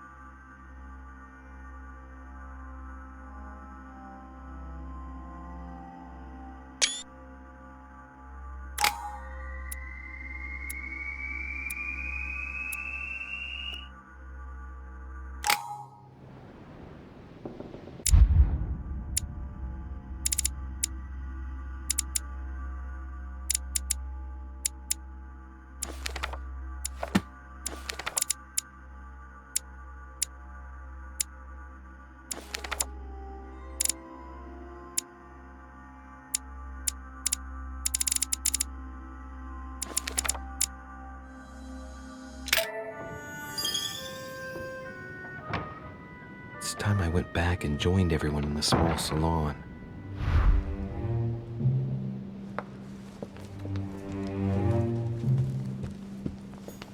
You are expected in the small salon, sir.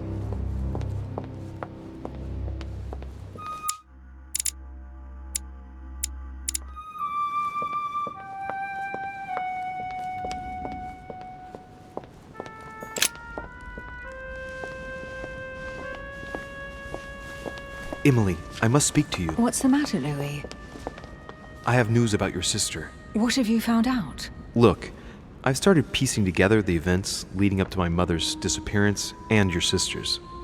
Did my mother know about your secret? Yes, even though I belong to the English chapter, her rank in the Order gives her access to a good deal of personal information. It must have been Emma I saw in my vision. I was given to understand that my mother and your sister bonded during their stay.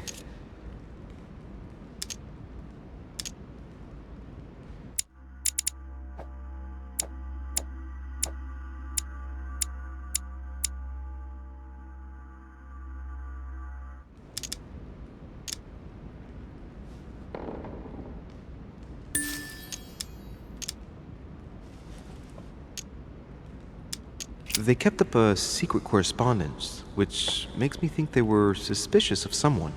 And did you find out who it was?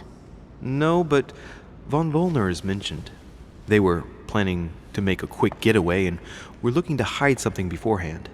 Have you got these messages? Yes. Go ahead, take a look. I see. I must say, thanks for your honesty, Louis.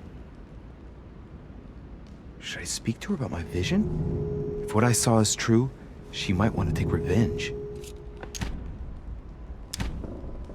Emily, there's something else. Go on then.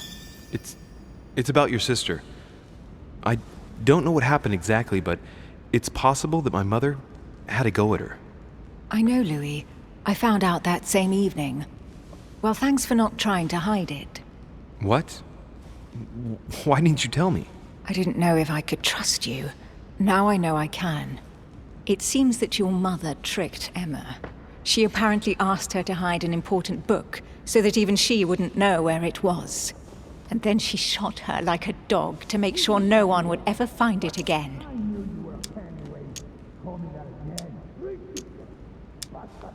Why would she do that? I don't know, Louis, but I'll find out. You can count on that. I'm sincerely sorry, Emily. Thank you, Louis. But you do realize your mother will have to accept the consequences of her acts. There must be an explanation, Emily. That's what we shall see. Come, Louis. They're waiting for us.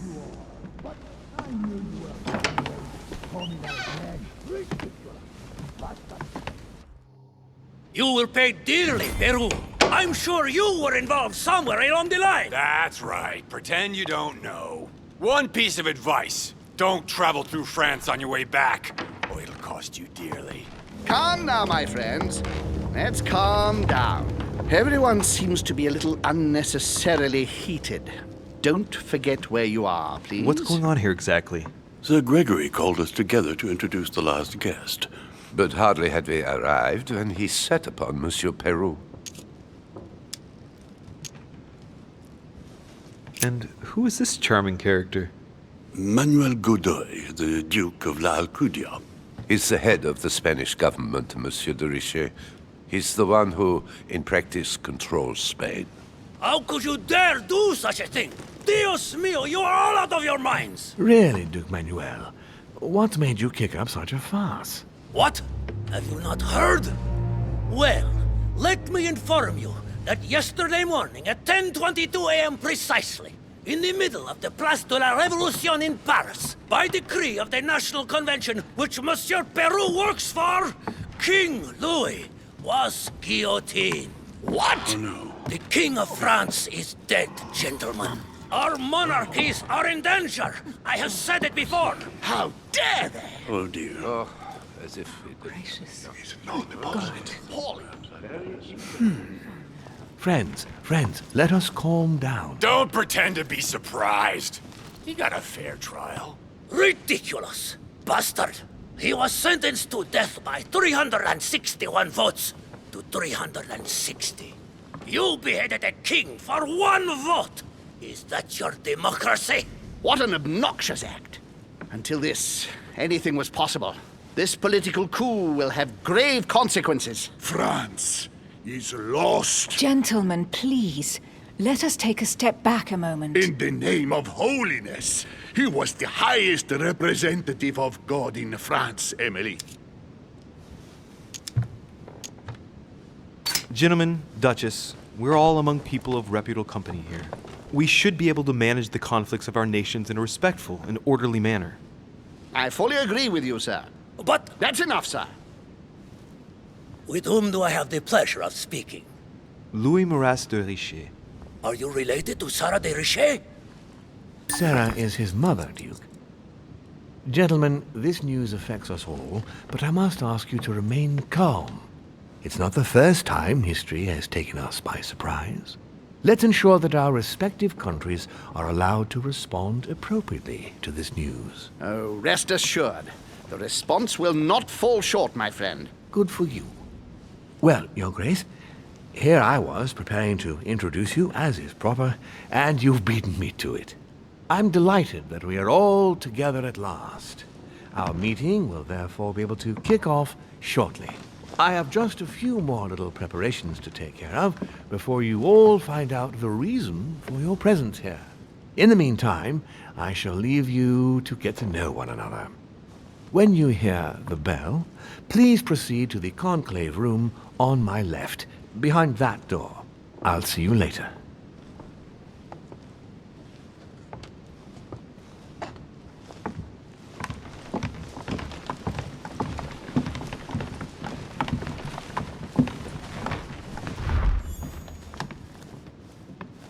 Could you spare a moment, please, sir? I'm glad you asked.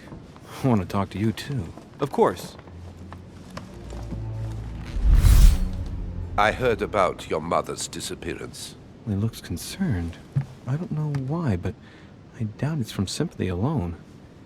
Well, let's see what he wants from me. Any news of her? Have you found her, maybe?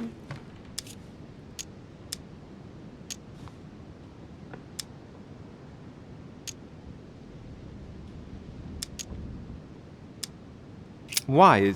Is there something you particularly wanted from her? No, not specially. My questions made him feel uneasy, but he's keeping his emotions under control. Your mother and I used to often speak together. I have rarely met someone so learned. To tell you the truth, I was about to make a deal with her. Did she tell you about our arrangement?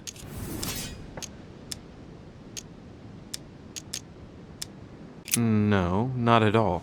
Ah, I thought she might have spoken to you about it. Well, too bad. I shan't keep you, Monsieur de Richet. All right then. Thank you. I hope that your search will prove successful and bring Sarah back to us soon. I must go now. I'll see you later.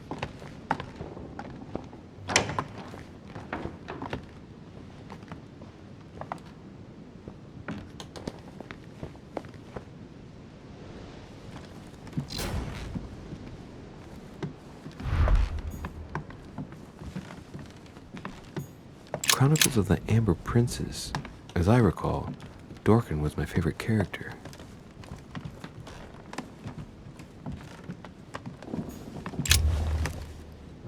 Monsieur Bonaparte, may I speak with you a moment? May we? Does expression "go beyond the nightmare" mean anything to you at all? Well, metaphorically, yes. It sums up the career of a soldier quite well. I doubt that is what you want to hear, though. Indeed. That's surely not what I'm looking for.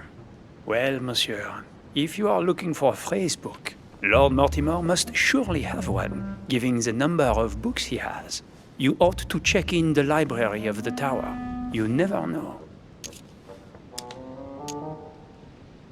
What do you think of Duke Godoy? Well, I'd rather not express any opinion of him.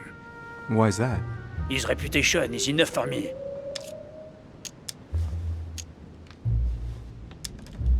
There are some rumors about his loose morals. Juste, monsieur. Add to that his devouring ambition, if you want my opinion.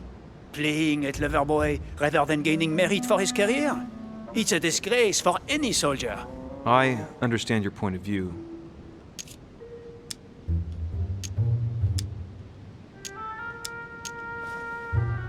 Well, I'll be leaving you now.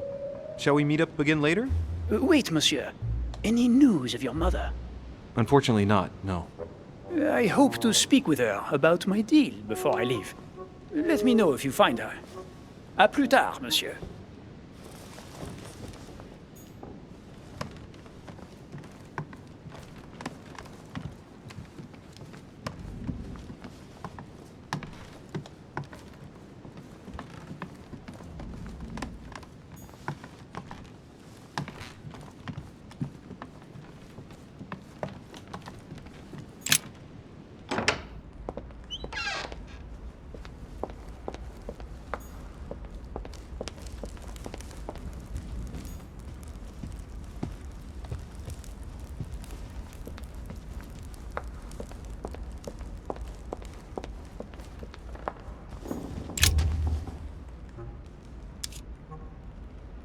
Mr. President, what do you think about your counterpart, Duke Manuel?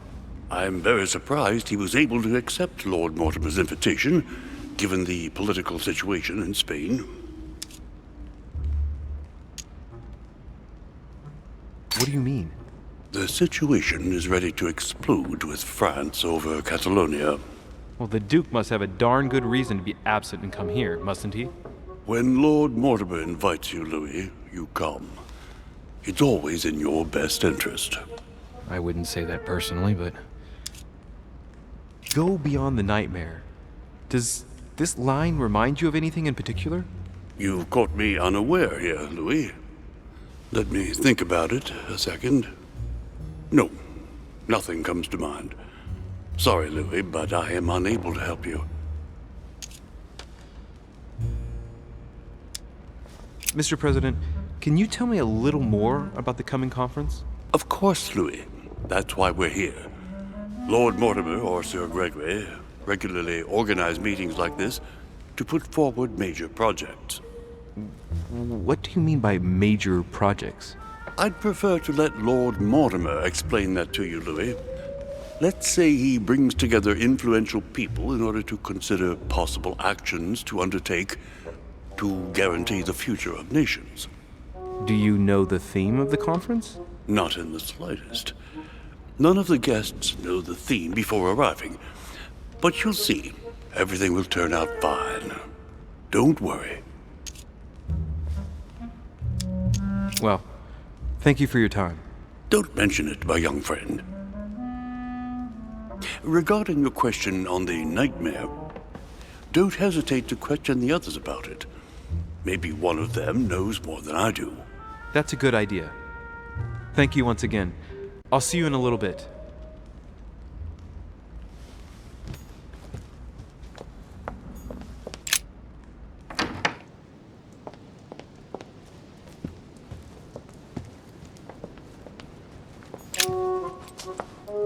Ah, Louis.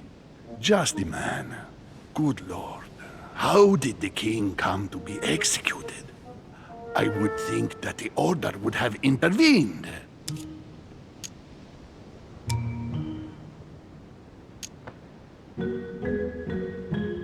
Your Eminence, I'm sorry for King Louis, but he did everything to put himself there. Louis, how can you say such a thing? Even if France rejects the church, you don't go and behead a person of high status. They always serve our cause better alive than dead. Politically, it's absurd. I invite you to speak about it with my mother as soon as she reappears. Is there any news of her? I hope it won't be long before I find her, Your Eminence. Now you wanted to speak to me. If I say the nightmare to you, does it make you think of anything? Your question is strange, my son. Difficult to say. Could you at least tell me a little more about the context?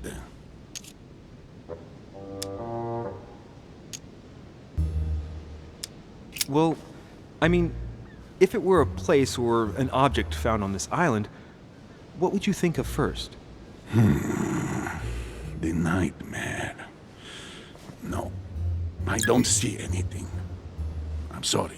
Well, that's too bad. Ah, wait. I suppose it might be that horrible painting hanging in Lord Mortimer's study. Pretend not to be that interested. Right. Well, don't worry about it. I was just curious. Thank you for everything, Your Eminence. I shan't take up any more of your time. You are welcome, my son. I will be seeing you, Louis.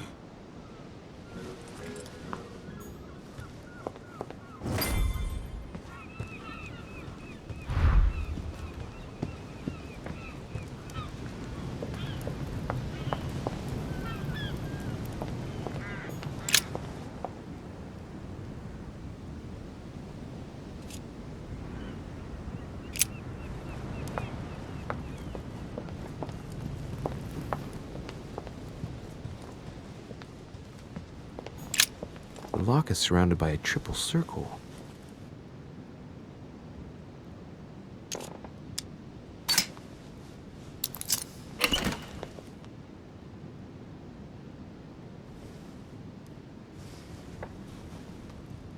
All right, I've retrieved everything.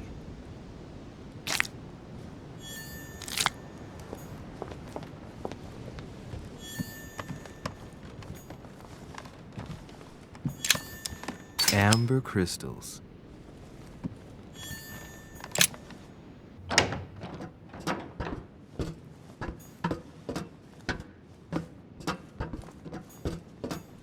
Atrus, the Miller brothers. Mother expressly forbade me from reading it.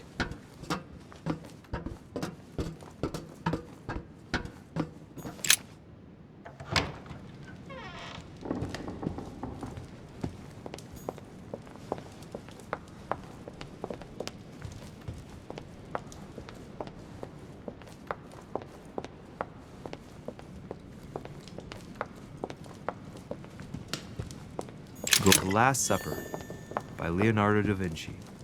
The last day before his crucifixion, Jesus announces that he will be betrayed by one of his disciples.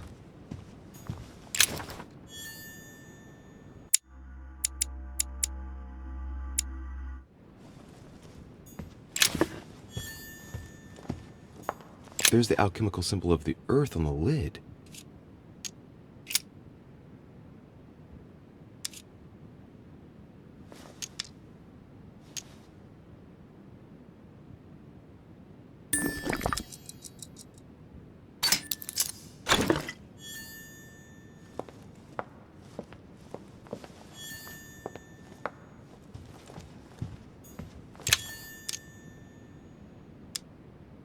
Fragment of amber.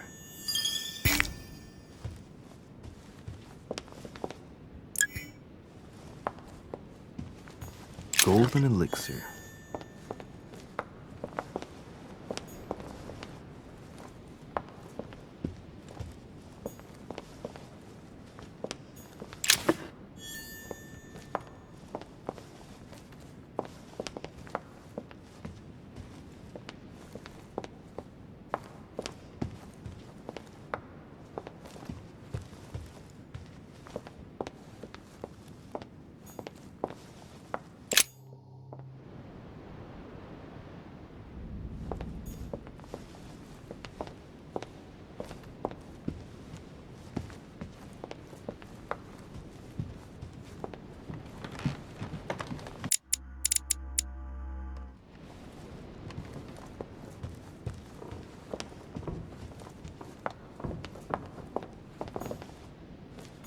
Monsieur Johann van Vulner.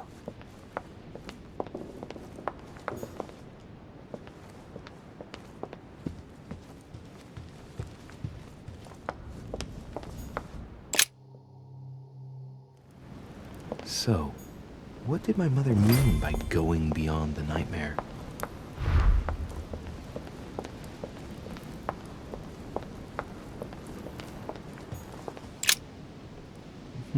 Which four-letter word could open this chest?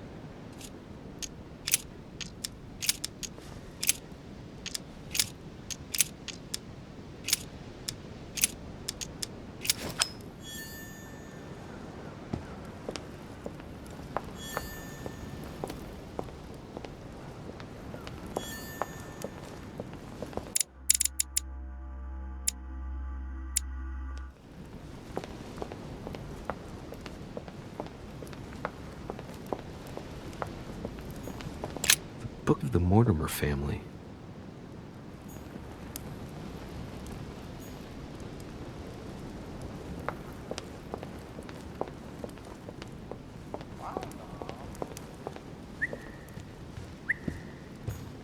No, what have we got here? Well, it looks like a model of a lock. It's as if Mortimer is fond of complicating things sometimes.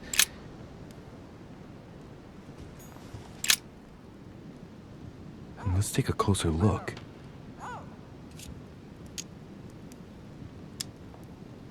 Judging by the shape, I'd say they're Criollo cocoa beans. The chocolate of the Mayas, the rarest of the beans. Some even say they're an aphrodisiac. When a product is in fashion, people attribute all sorts of virtues to it, not to be given to animals. Dark chocolate beans, very bitter.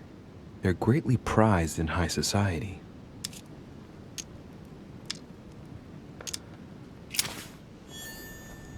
A mina bird. Sarah de Riche? Waldo, you know Sarah?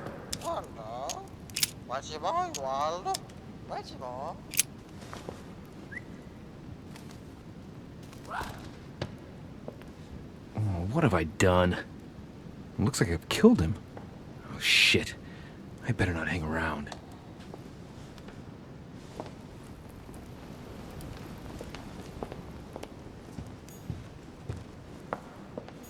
The nightmare painted by Fusilli in 1781. Ah, this must be what my mother was talking about. Now just need to find out what she meant by go beyond. Hey, looks like it's mounted on rails on each side. It should lift up, I think. There must be a mechanism somewhere.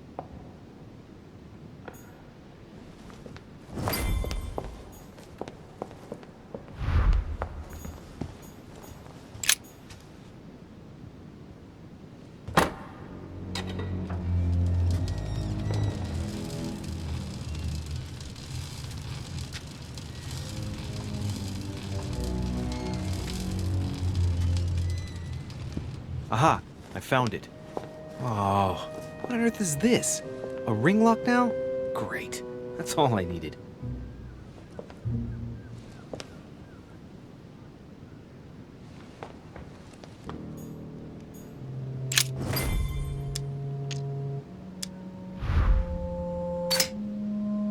Looks like there's a marker on number 1 on the second roller.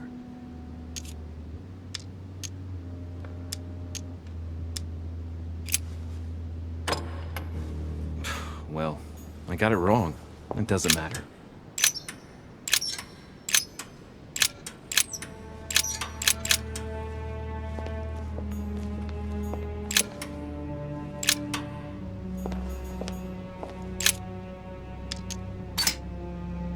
Looks like there's a marker on number 1 on the second roller.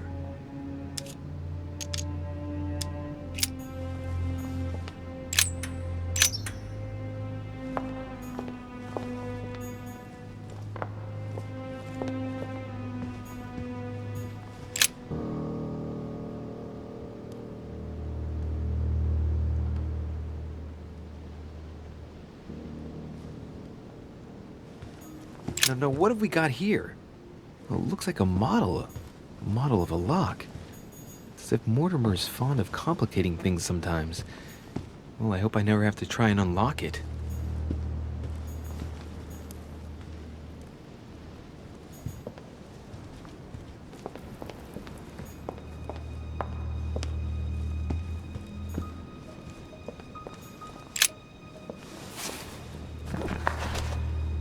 History of the First Crusades by Pierre Amédée de la Salle.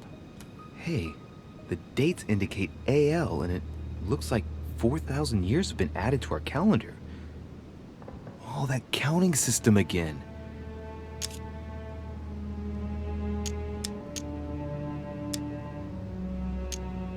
The famous call from Pope Gregory VIII in his Audita Tremendi Bull of 5,187.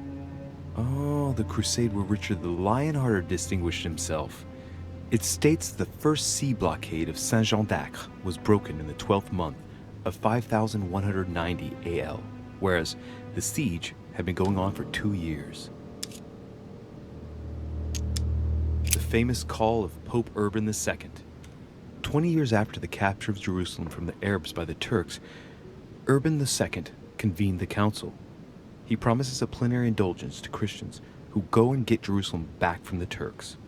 The result, the Jewish community on the road to Jerusalem found itself persecuted for no reason.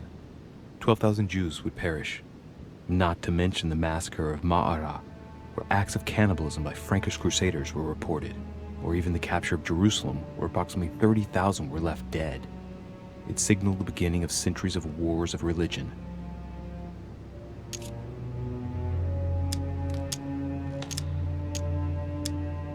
Or how Louis VII, King of France, eager to be pardoned for the death of thousands of innocent people in the fire of the Church of Vitry, convinces the Pope to authorize him to lead his own crusade. The result, in Germany, a new outburst of violence against the Jewish community, and a monumental fiasco by poor Louis VII, cuckolded by his wife's uncle.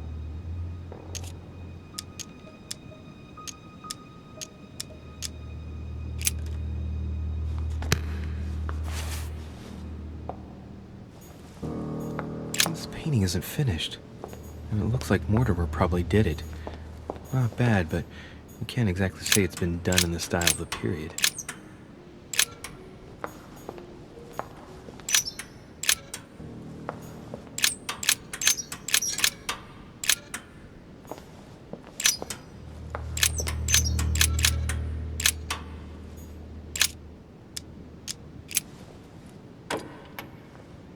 Well, I got it wrong. It doesn't matter.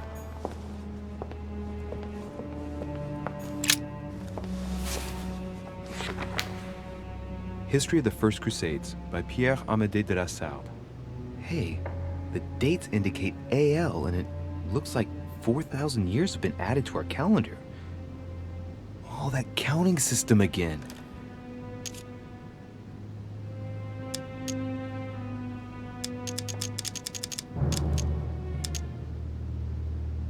The Crusades took place not long after the year 1000. Here all the dates say 5,000 and something. I'm guessing this dating system begins 4,000 years before the calendar that we use. Yet, I'm getting the feeling that there's something else, another small detail, but what is it?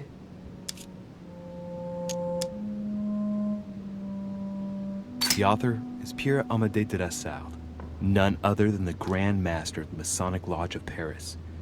Now I understand why the dates are offset.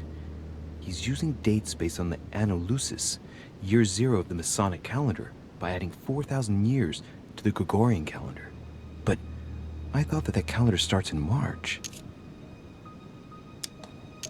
The famous call from Pope Gregory VIII in his Audita Tremendi Bull of 5,187. Oh, the crusade where Richard the Lionhearted distinguished himself.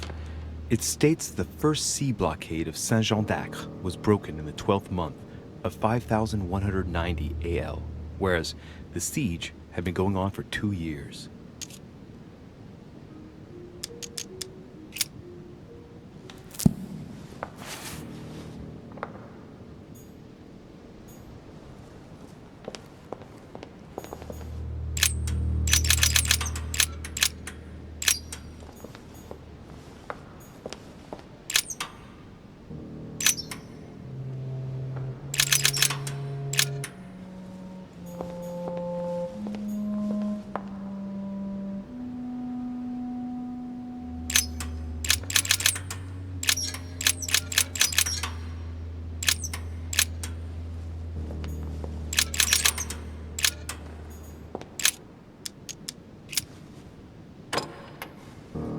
Well, I got it wrong.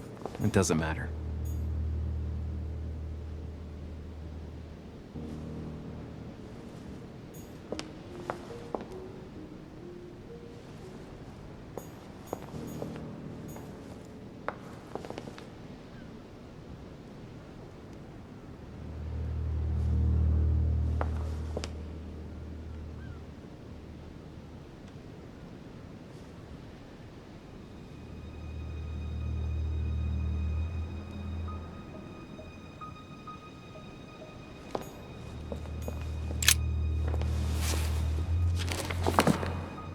History of the First Crusades by Pierre Amédée de la Sarde.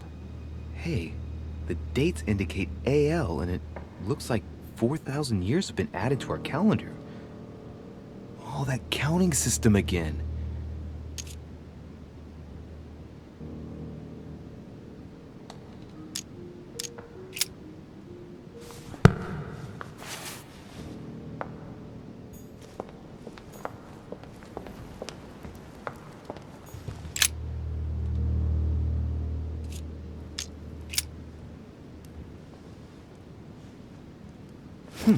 Might come in handy.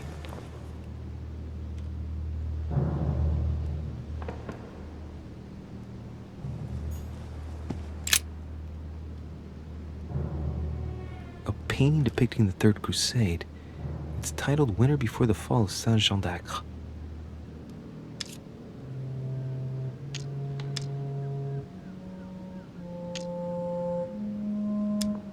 I get the impression I've seen that before. In fact, I've read something on the Crusades before in the study. He clearly loves the subject.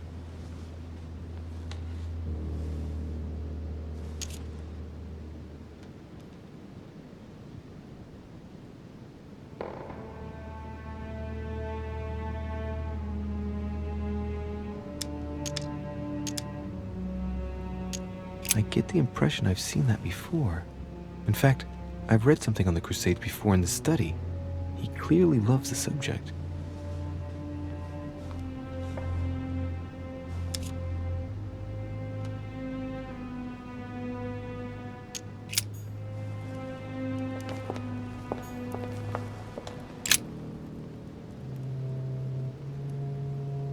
William Alexander Mortimer the First, the 12th month of Anno Lucis, 5190.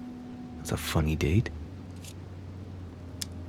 That date in 5000 is something again. I wonder what in the world it means.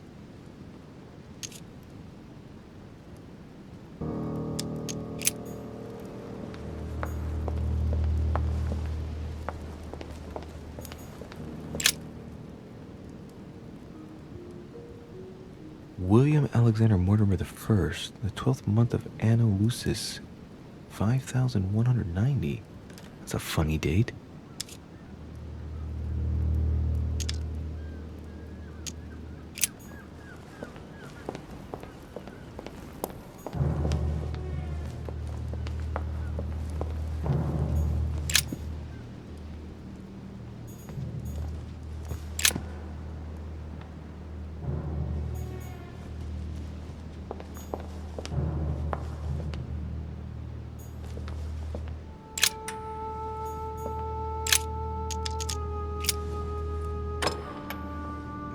Well, I got it wrong. It doesn't matter.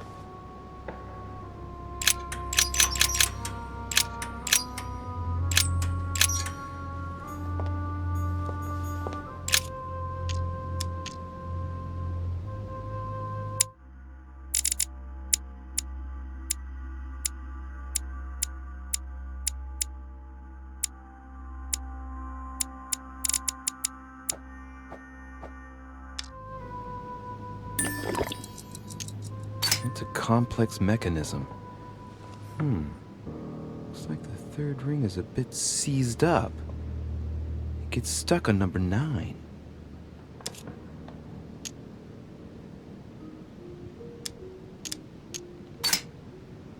Looks like there's a marker on number 1 on the second roller.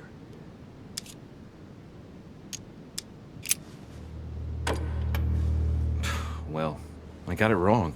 It doesn't matter.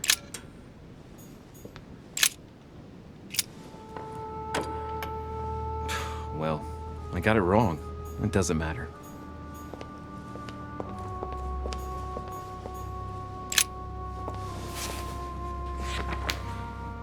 History of the First Crusades by Pierre Amédée de la Salle. Hey, the dates indicate AL, and it looks like 4,000 years have been added to our calendar. Oh, that counting system again.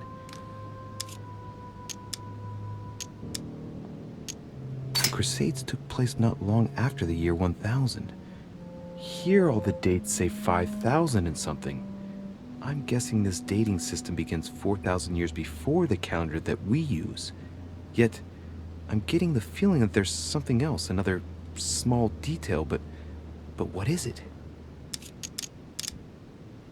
The author is Pierre Amédée de la Salle, none other than the Grand Master of the Masonic Lodge of Paris. Now I understand why the dates are offset. He's using dates based on the Anno Lucis, year 0 of the Masonic calendar, by adding 4,000 years to the Gregorian calendar. But I thought that calendar starts in March.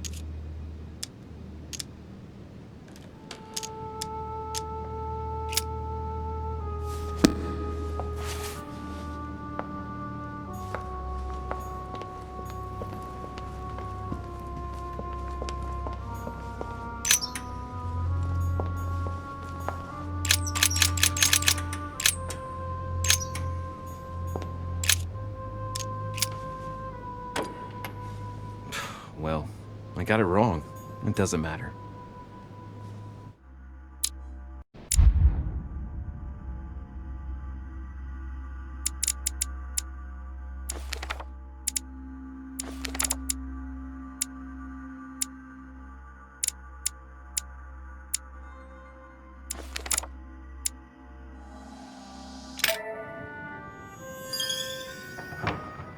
It's time I went back and joined everyone in the small salon.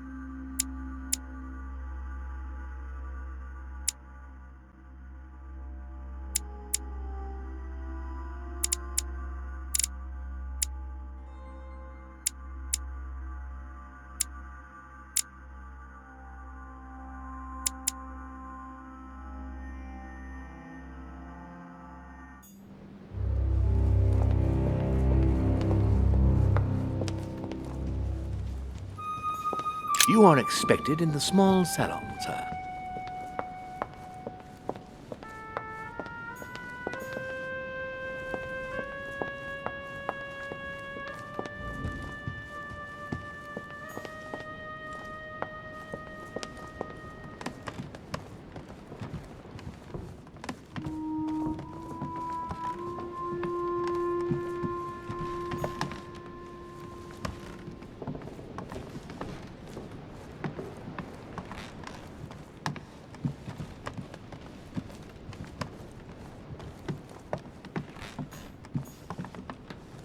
President George Washington.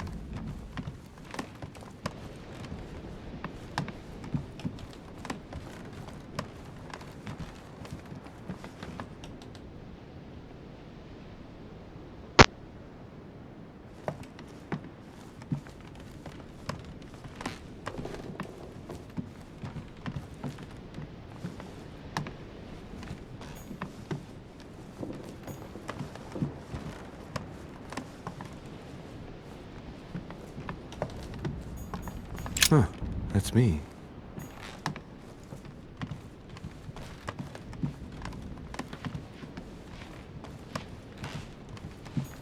Duke Manuel Godoy.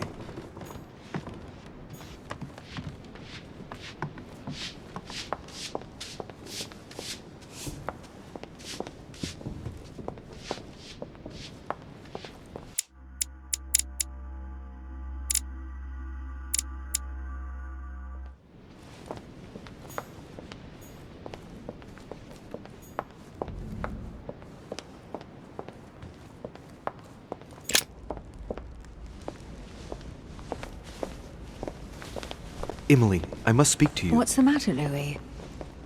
I have news about your sister. What have you found out? Look, I've started piecing together the events leading up to my mother's disappearance and your sister's. Did my mother know about your secret? Yes, even though I belong to the English chapter, her rank in the Order gives her access to a good deal of personal information. It must have been Emma I saw in my vision. I was given to understand that my mother and your sister bonded during their stay.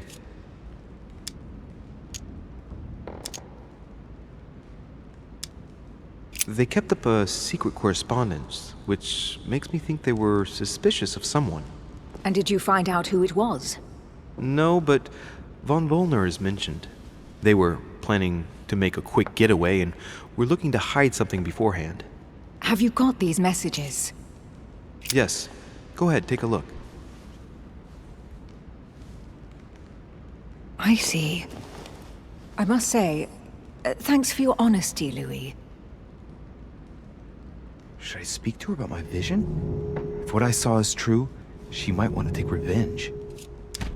Emily, there's something else. Go on, then.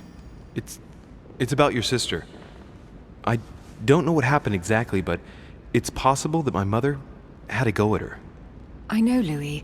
I found out that same evening. Well, thanks for not trying to hide it. What? Why didn't you tell me? I didn't know if I could trust you. Now I know I can. It seems that your mother tricked Emma. She apparently asked her to hide an important book, so that even she wouldn't know where it was. and then she shot her like a dog to make sure no one would ever find it again. How did you find out? Sir Gregory told me on my arrival. I'm sincerely sorry, Emily. Thank you, Louis. But you do realize your mother will have to accept the consequences of her acts. There must be an explanation, Emily. That's what we shall see. Come, Louis. They're waiting for us.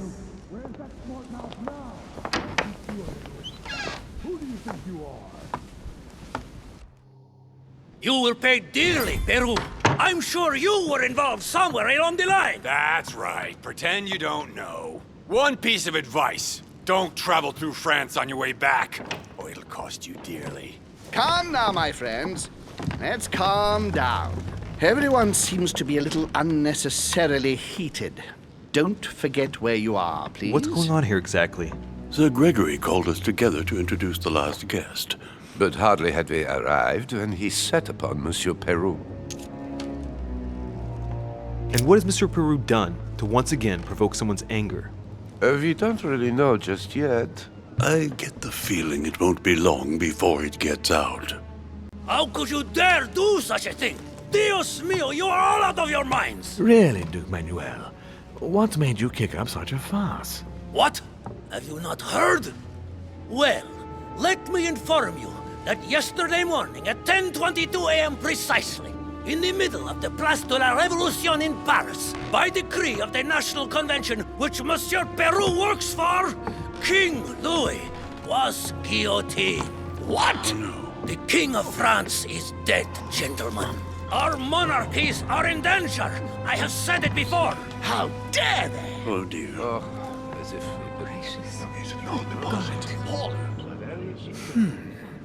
Friends, let us calm down. Don't pretend to be surprised. He got a fair trial. Ridiculous! Bastard! He was sentenced to death by 361 votes to 360.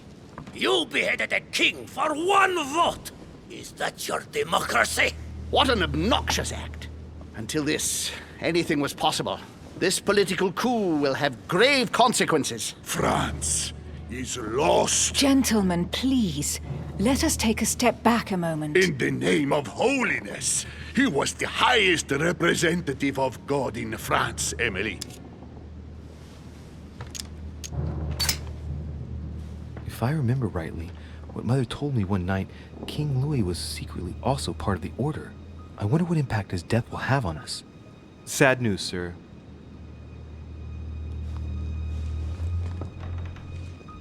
With whom do I have the pleasure of speaking? Louis Maras de Richet. Are you related to Sarah de Richet? Sarah is his mother, Duke. Gentlemen, this news affects us all, but I must ask you to remain calm. It's not the first time history has taken us by surprise. Let's ensure that our respective countries are allowed to respond appropriately to this news. Oh, rest assured. The response will not fall short, my friend. Good for you.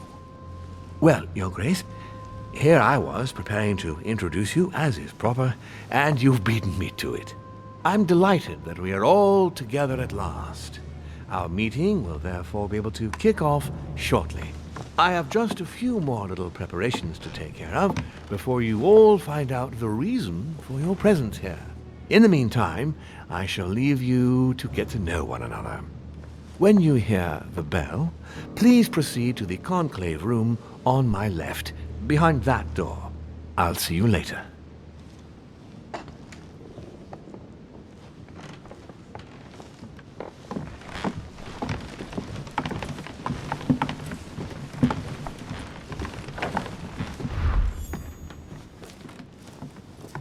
Could you spare a moment, please, sir? I'm glad you asked. I want to talk to you, too. Of course. I heard about your mother's disappearance. He looks concerned. I don't know why, but I doubt it's from sympathy alone. Well, let's see what he wants from me. Any news of her? Have you found her, maybe?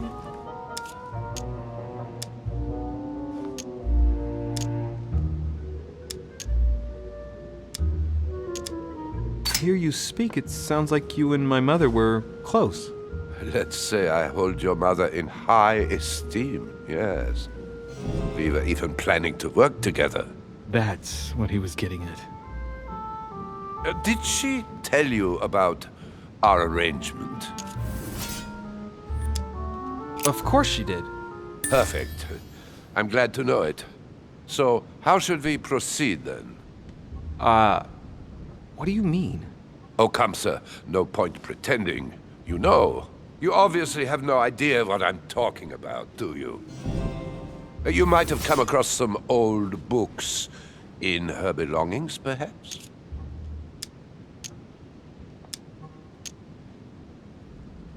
Indeed. My mother is never without her favorite book. Oh, a stroke of luck? I didn't think her original edition of Bougainville would be so captivating to you. No, indeed. The one I'm interested in is a very old book, with each chapter under lock and key. It has nothing to do with de Bougainville's book. Oh, right. I'm sorry, I don't know anything about that. Well, too bad. You seem very upset. Is it so important to you, this book? Well, it's the search of a lifetime. What can I say? Every time I move closer to it, it seems to slip away at the last minute. I was very surprised to learn that your mother had it in her possession. I thought it was with a certain von Borchet in Paris. Do you know him? Indeed. My mother and I had a brush with this individual just a few months ago. What about? About an object stolen from the Order a few years ago, which my mother wanted to recover. This situation comes as a great surprise to me. I got him now. I hope I've been able to satisfy your curiosity, Mr. von Wollner, and that you succeed in finding what you're looking for. Oh, and so do I. And now, what if you told me who you really are working for, instead of keeping up this pretense? I beg your pardon? We both know what you're looking for, von Wollner. You're the one who von Burchert was planning to sell it to. For centuries, all those who have come into contact with the Al-Azif have bitterly regretted it, Monsieur de Richet. You are playing a dangerous game. Please know that I am working for someone who does not appreciate anyone poking around in his business. Let me guess. It's Sir Gregory. Correct. You ought to know then, he is not a man who likes to be duped. You are walking on thin ice, sir.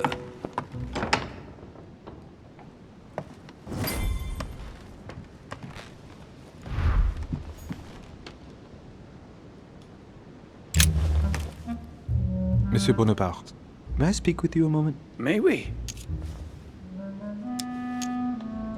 What do you think of Duke Godoy? Well, I'd rather not express any opinion of him. Why is that? His reputation is enough for me. Meaning? This gentleman enjoys people talking about him for too many reasons. His undeserved titles, more than 10 in just 4 years, and each one more prestigious than the one before. You don't think he deserves them? If I had seen him on the battlefield, there might be some doubt. But that is not the case. The Queen would rather not risk losing him, so she consoles him with awards and titles. So you don't have a very positive opinion? His coveting French Catalonia does not encourage me to have one. I understand your point of view. Would you have any more information about the conference Lord Mortimer spoke of? Nothing at all. Mortimer is very committed to secrecy when it comes to his conferences. But given the presence of Monsieur Peru and ourselves, I think it must concern France to some extent. Otherwise, I doubt he would have invited 3 Frenchmen to his table, huh? Well, I'll be leaving you now. Shall we meet up again later? Wait, monsieur. Any news of your mother? Unfortunately not, no. I hope to speak with her about my deal before I leave. Let me know if you find her. À plus tard, monsieur.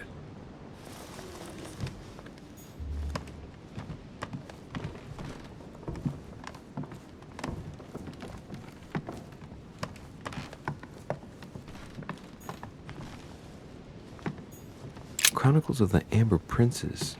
As I recall, Dorkin was my favorite character.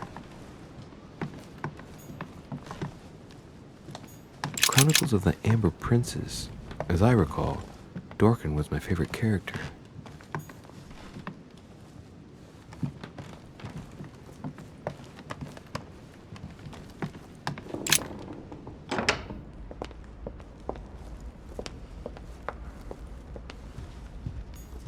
Crucifixion of St. Peter. He was crucified upside down, out of humility. Lord Mortimer certainly has a taste for staging rooms.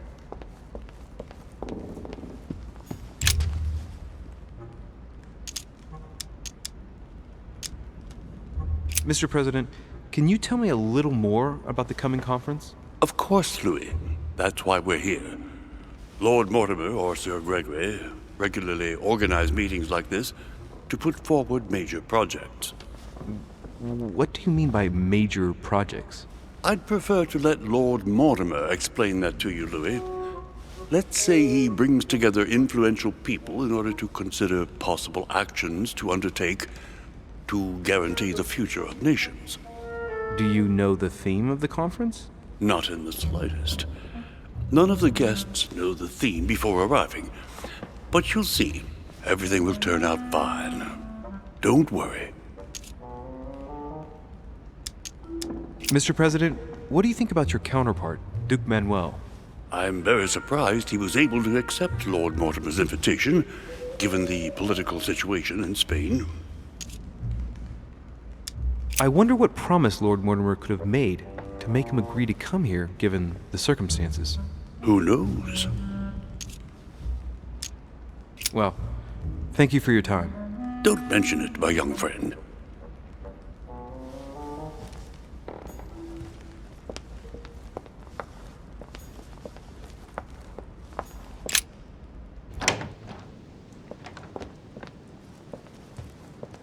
The Conversion of Ulysses by Gurs. Circe changing Ulysses' companions into swines. Circe turning Ulysses' companions back into humans.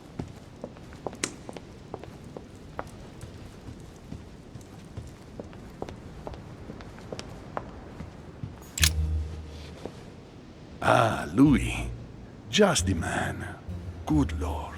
How did the king come to be executed? I would think that the order would have intervened. I invite you to speak about it with my mother as soon as she reappears. Is there any news of her? I hope it won't be long before I find her, Your Eminence. No, you wanted to speak to me. If I say the nightmare to you, does it make you think of anything? Your question is strange, my son. Difficult to say. Could you at least tell me a little more about the context? Well, I mean, if it were a place or an object found on this island, what would you think of first? The nightmare. No, I don't see anything. I'm sorry. Well, that's too bad. Ah, wait! I suppose it might be that horrible painting hanging in Lord Mortimer's study. Pretend not to be that interested. Right. Well, don't worry about it. I was just curious. I was wondering what to think of that Manuel Godoy. He is reputed to be a very ambitious character, at every level. But his faith is unwavering. He is a staunch defender of the church. You can believe me. Thank you for everything, Your Eminence. I shan't take up any more of your time. You are welcome, my son. I will be seeing you, Louis.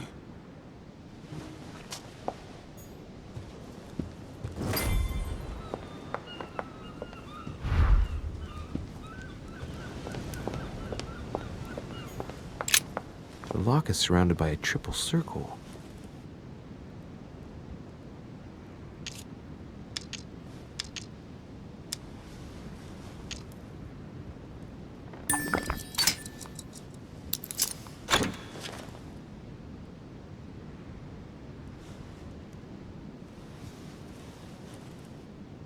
right. I've retrieved everything.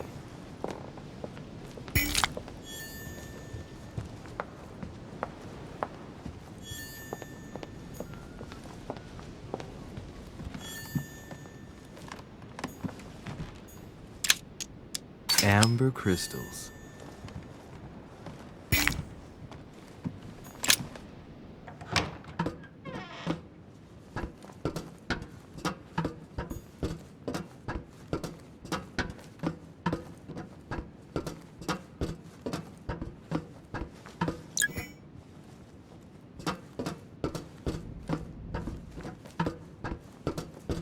Actress, the Miller brothers. Mother expressly forbade me from reading it.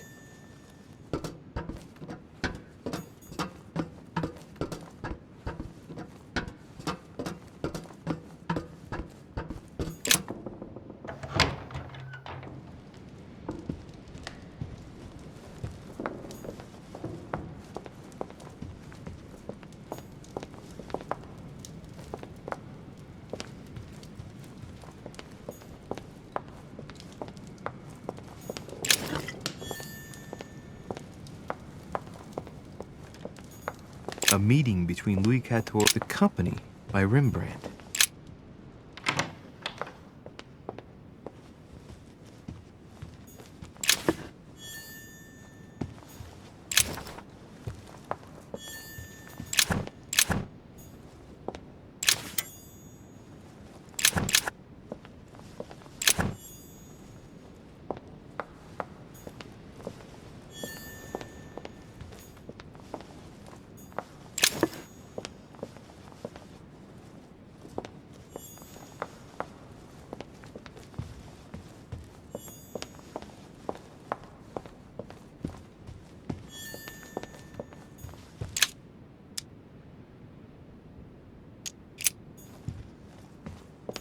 There's the alchemical symbol of the earth on the lid.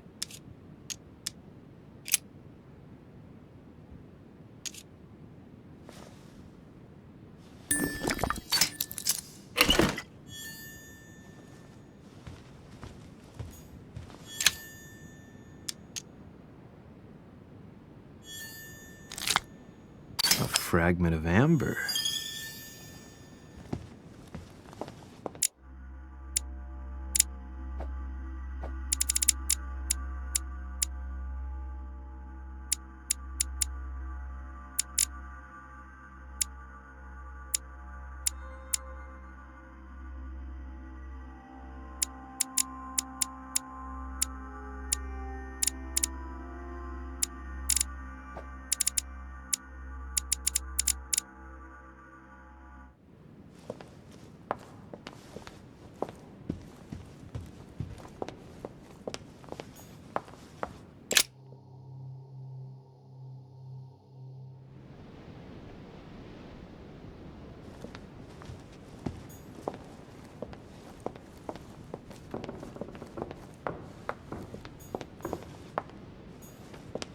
Monsieur Johann van Vulna.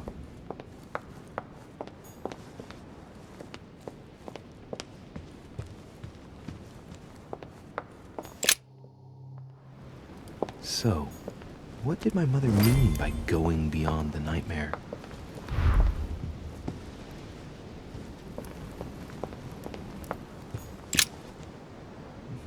Which four-letter word could open this chest?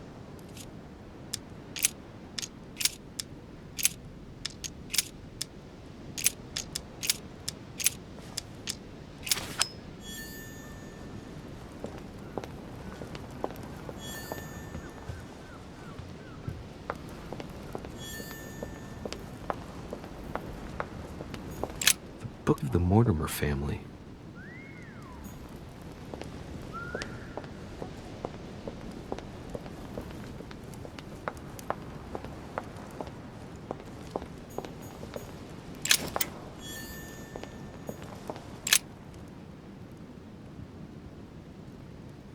A family ancestor, apparently.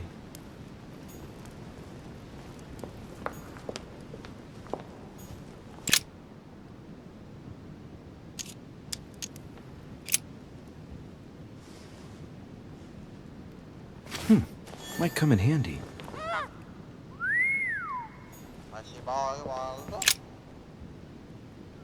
Let's take a closer look.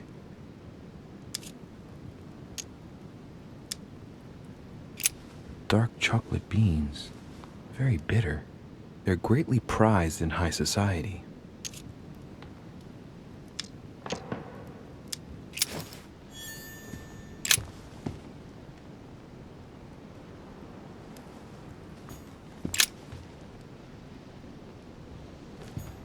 No, what have we got here?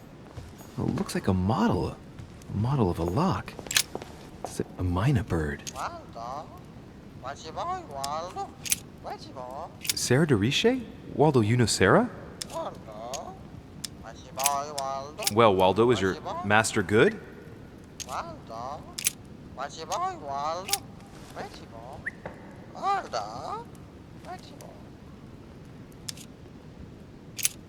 Sarah de Riche? Waldo, you know Sarah?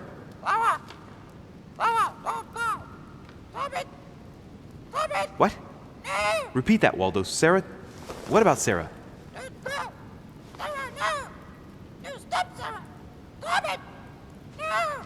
Good God, what's been happening here?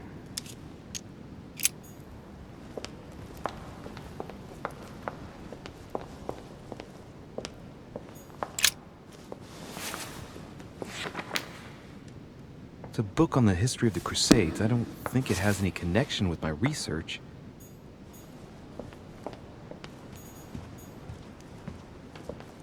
The Nightmare painted by Fusilli in 1781. Ah, this must be what my mother was talking about. Now just need to find out what she meant by go beyond. Hey, looks like it's mounted on rails on each side. It should lift up, I think. There must be a mechanism somewhere.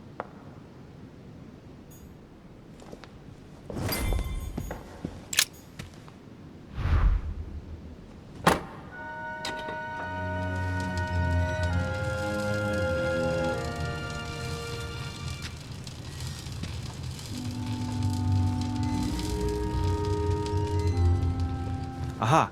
I found it. Oh, what on earth is this? A ring lock now? Great. That's all I needed.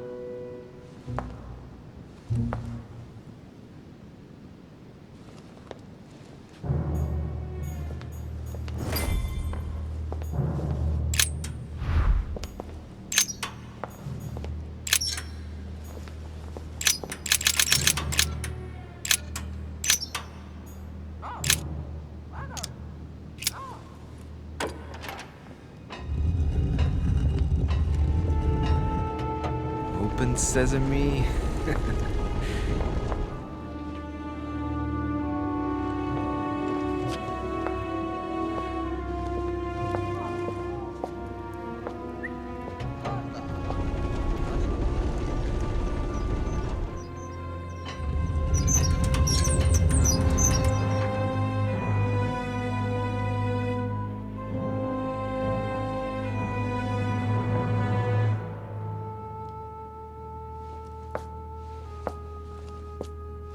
Let's see what you've been hiding, Lord Murderer.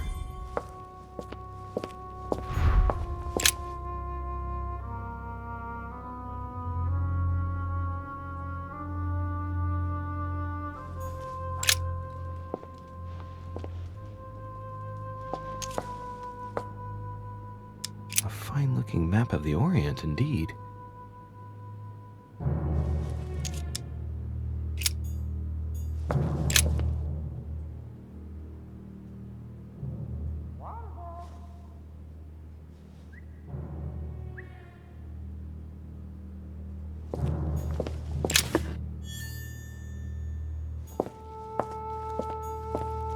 Locked.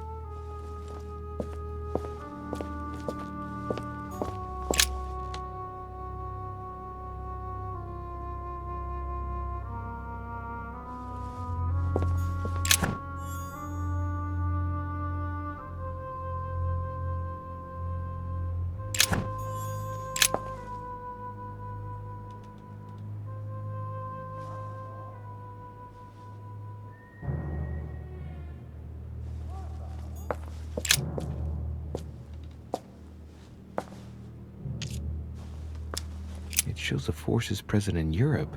It's clear that France is surrounded by her enemies. However, a large number has been underlined in bold. 26 million. I know what it is. It's an estimation of my country's population. All our neighbors have far fewer inhabitants.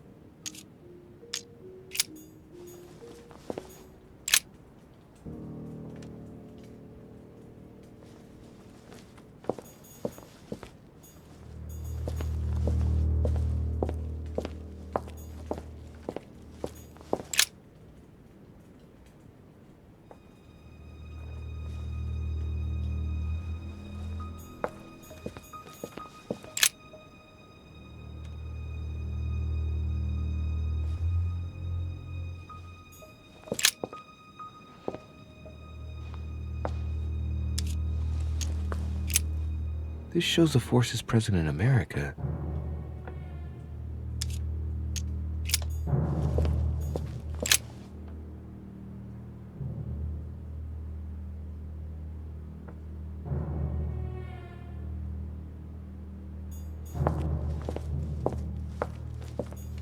Weakness of the Human Psyche by Guillaume Tremor. He says, it is possible to drill an idea into someone by constant daily repetition until the mind gives in.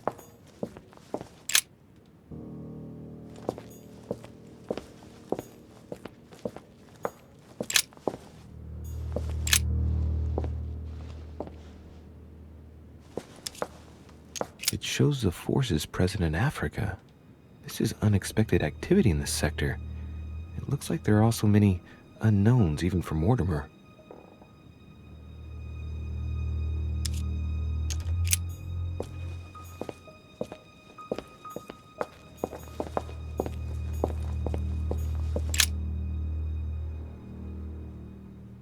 This is my mother's writing.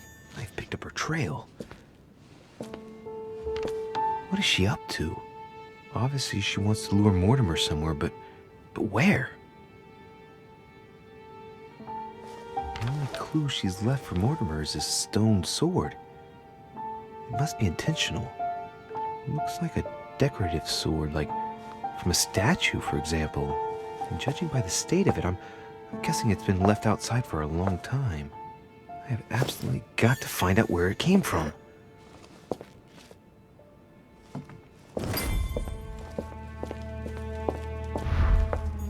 Preservation using formaldehyde. Just as disgusting as ever. Something strange about this table. What kind of experiments does Mortimer carry out here? It's a dissection table. So Mortimer does autopsies. Here on his desert island.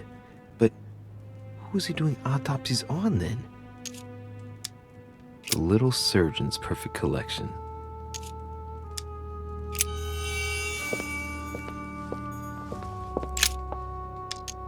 Looks like obsidian or onyx. It must weigh a ton.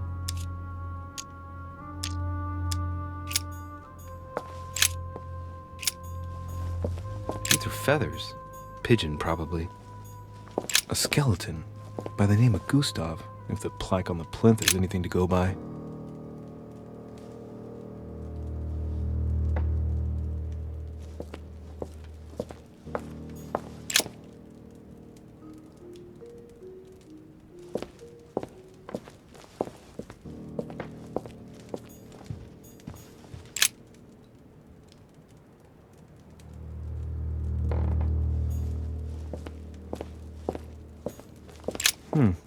That must be for writing the homing pigeon messages. An iron mask. I wonder who it's for. Look, a pack of tarot cards. Has he been reading the cards? Mortimer? That would surprise me. It is a typical draw on a line that answers a specific question. To the left, temperance. That announces a reward for one who patiently waits before taking any action.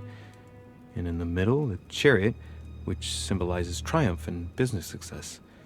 To the right, the emperor evokes a future full of power and stability.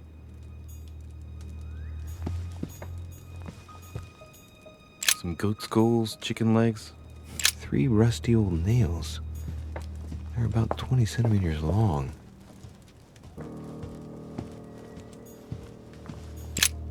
Look, a pack of tarot cards. Has he been reading the cards? Mortimer? That would surprise me.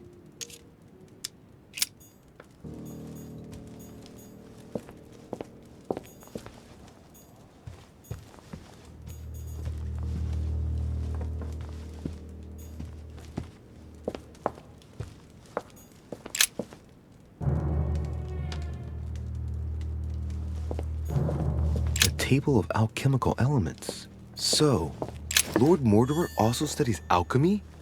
It seems like he's interested in everything. Am I seeing things, or is that an actual von Leeuwenhoek microscope? Incredible.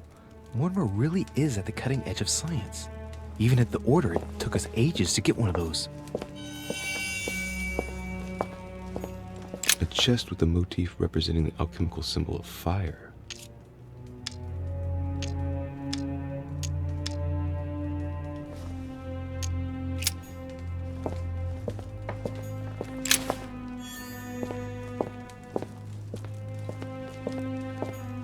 Chest with a motif representing the alchemical symbol of fire.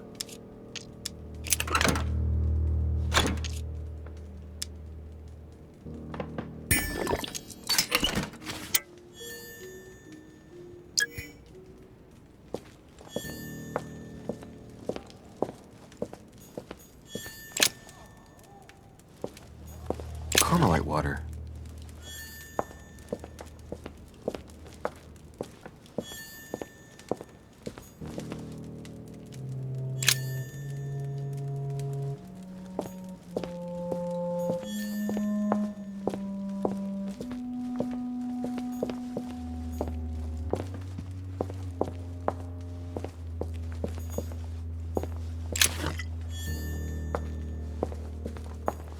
Locked.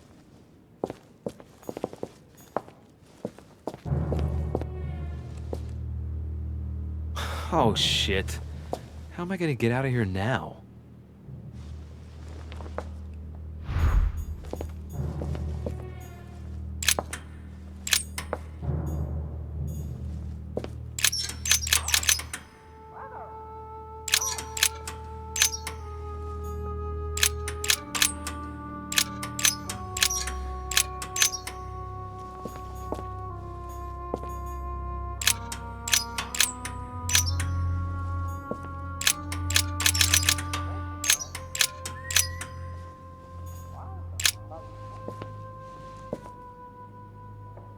This looks like the same mechanism as the one on the other side.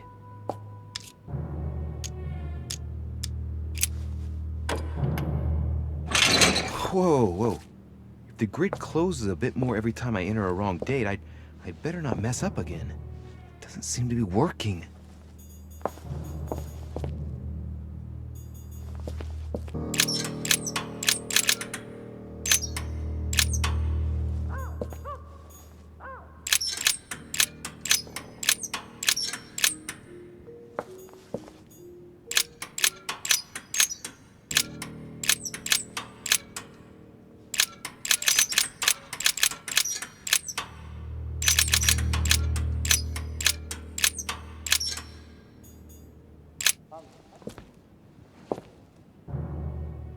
This looks like the same mechanism as the one on the other side.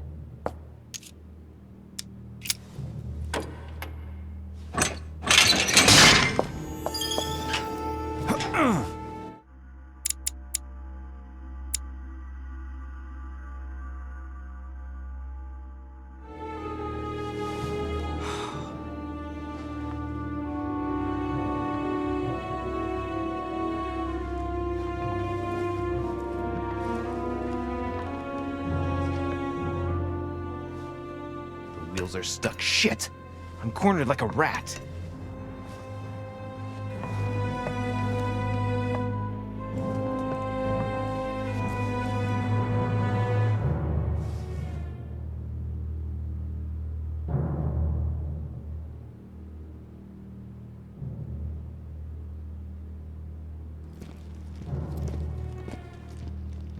Someone's coming. Please don't let it be Mortimer. Who is it? Deliberately avoiding me. 4 years ago, I was his favorite. But nowadays, I have to ask for an audience with his lordship. Damn it! It's Peru. Monsieur Peru! It's Mr. Deriche. I'm sort of trapped behind this painting. What are you playing at, goddammit? Help me out of here, please. How can I open it? There's a pedal under Lord Mortimer's desk. Can you see it? There's no... Hang on. Yes. Good. Now press it. Yeah. Done. You should see something resembling a frame with numbers. Yes? You have to turn them to set the combination. 1191.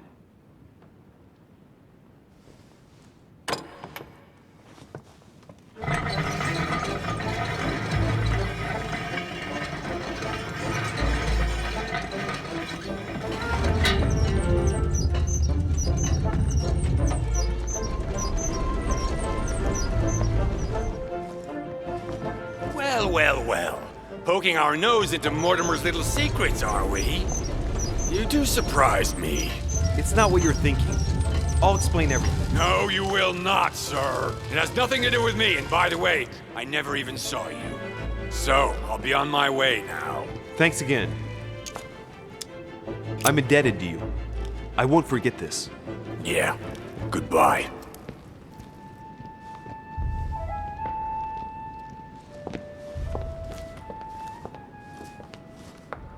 I've wasted enough time. I better get moving if I want to find my mother.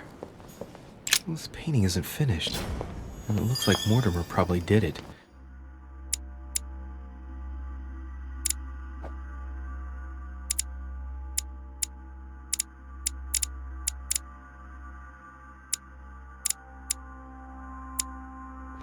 Not bad, but you can't exactly say it's been done in the style of the period.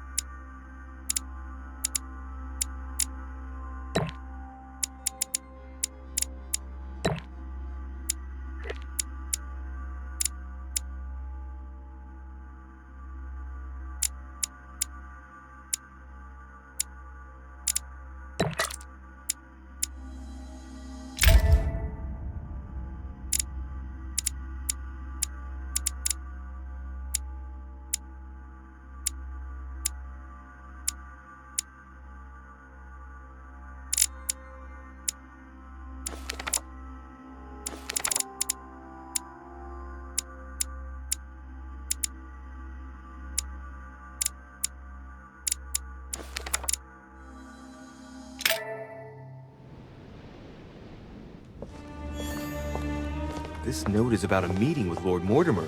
There's no doubt about it.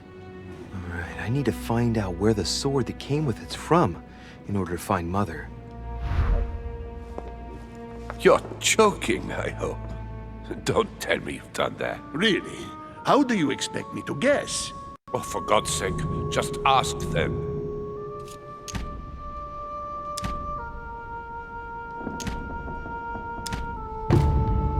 Well... Pity, but I've got no time to lose.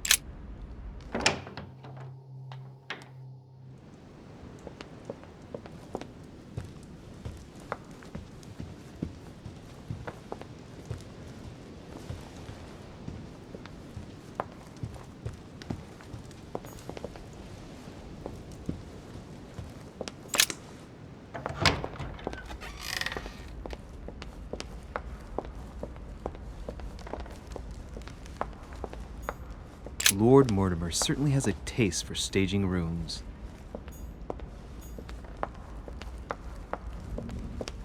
What can I do for you, sir? I am at your service day and night, sir.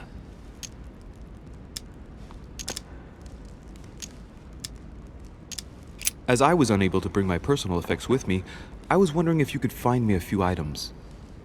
Of course, sir. What would you require? What's that book you're hiding in your jacket? The Sorrows of Young Werther by Goethe, sir. And I am not hiding it. Hand it to me, please. It is damaged, sir. I would never dare lend sir a book in such a pitiful state, sir. I took it to restore.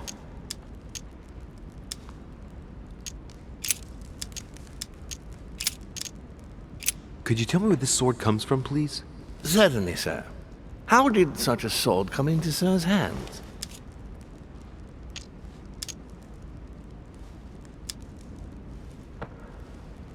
My good man, I'm afraid you're overstepping your role. You're the one who's supposed to be giving the answers, not me. Naturally. I hope that sir will forgive me. If I were sir, I would look in the garden. This sword looks like it's from the garden statues. And how can I get into the garden? There are two ways, sir. The first way to get to the garden is by the hall, between the conference room and the portrait gallery. The second way is directly through the portrait gallery. Sir would just have to go out by the French windows. Thank you, my good man.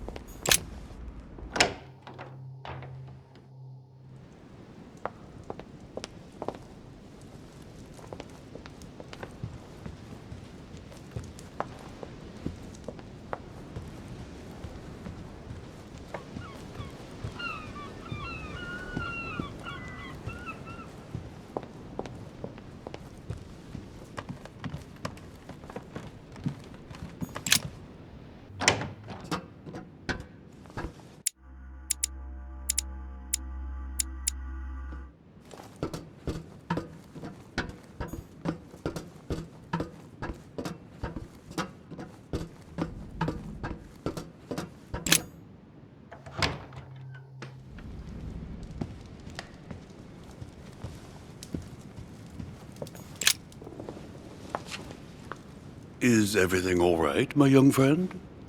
Wonderful. Isn't that lovely? Well, see you later.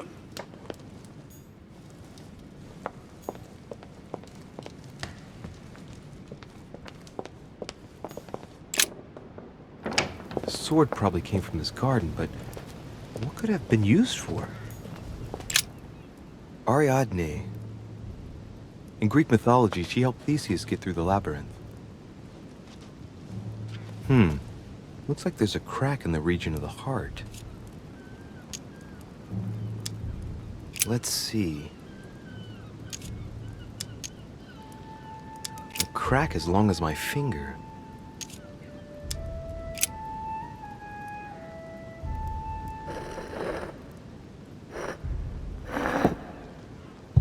What's going to happen if I've got it wrong?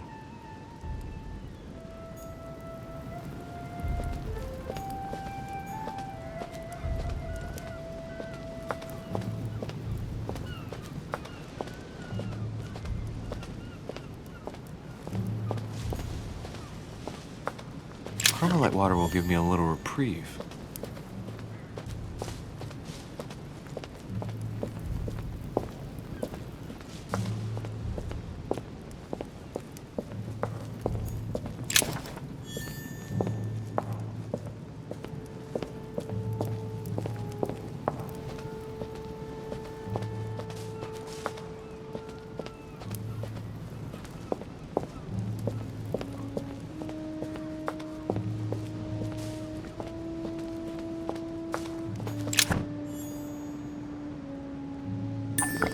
Carmelite water.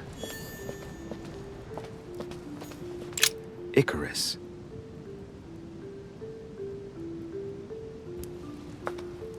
The son of Daedalus and Nocrate. Impossible to mistake him with those wings. After flying too close to the sun, they came unstuck and he fell to his death. Pity.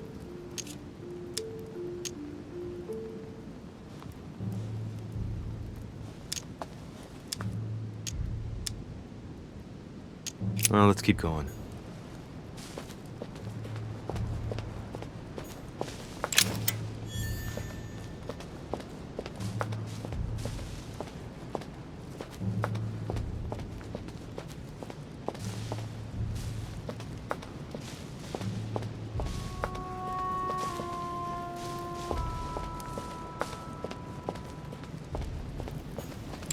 Theseus, son of Aegeus. He's the one who slayed the Minotaur.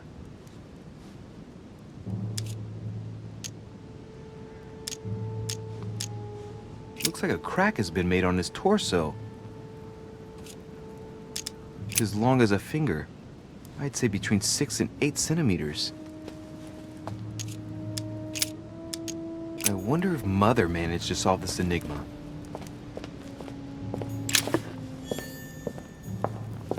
Minos, son of Zeus and Europa.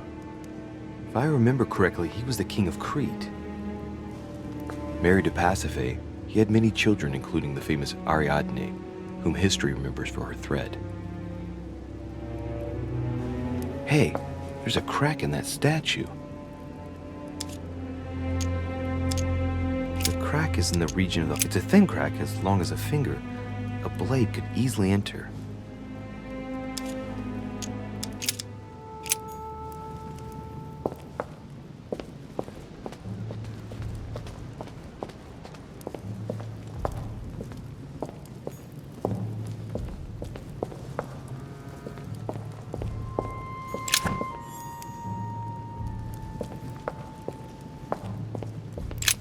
Asterion. It is rare to see him like this. In general, he's represented with the head of a bull, with the features of the Minotaur. The famous son of Minos and Pasiphae. This statue has a crack in it. Let's go.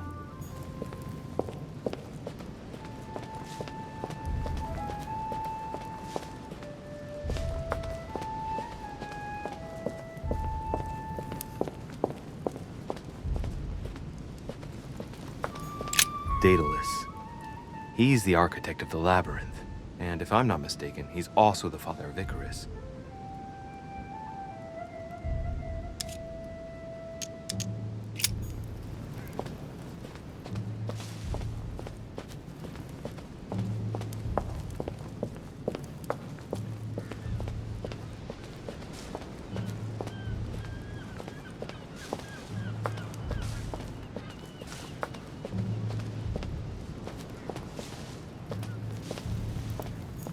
Cache.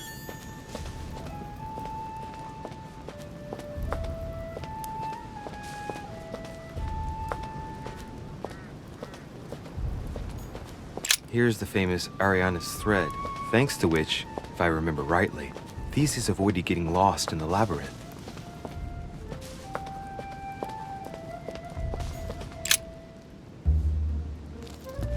You again? God damn it, are you following me? Wouldn't dream of it, sir. What brings you here?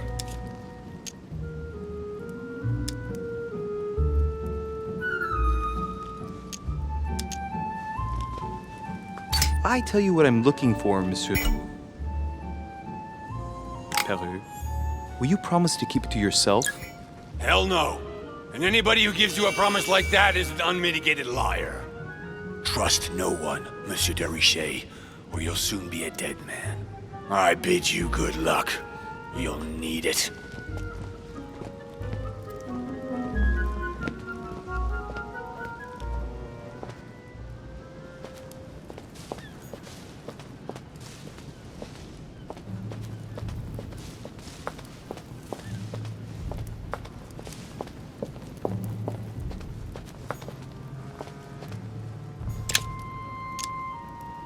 Golden elixir.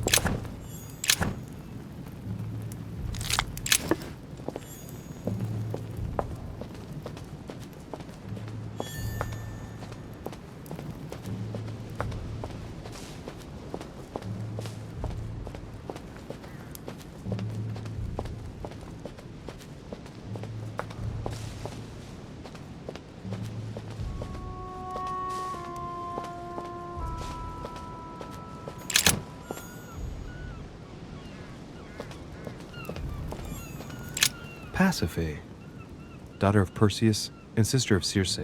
She married Minos and became the queen of Crete. Alright, let's continue anyways. I wonder what this kiosk is doing in the middle of the garden. Too cramped to be able to do much.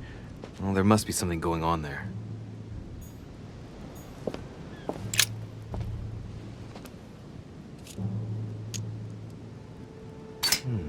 It looks like this slab moves. Well, I wouldn't be surprised if there was a passageway underneath it. It's up to the just to deliver judgment. Truth unlocks all possibilities.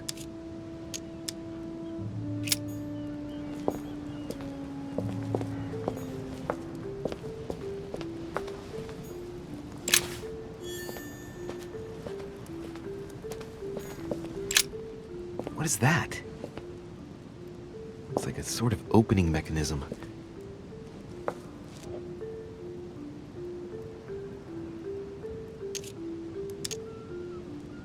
Knowing Mortimer, I bet it's booby-trapped. There's a little hole at the fingers. I'm pretty sure if I get it wrong, I'll get pricked. Damn you, Mortimer. Reminds me of traps I studied in Egyptian tombs. Knowing Mortimer, I bet it's booby-trapped.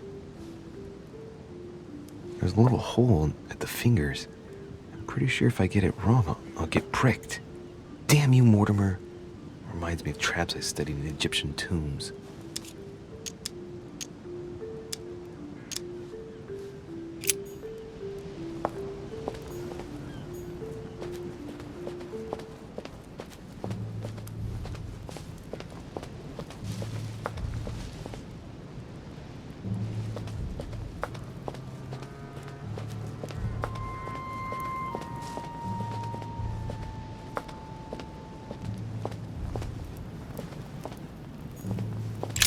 Theseus.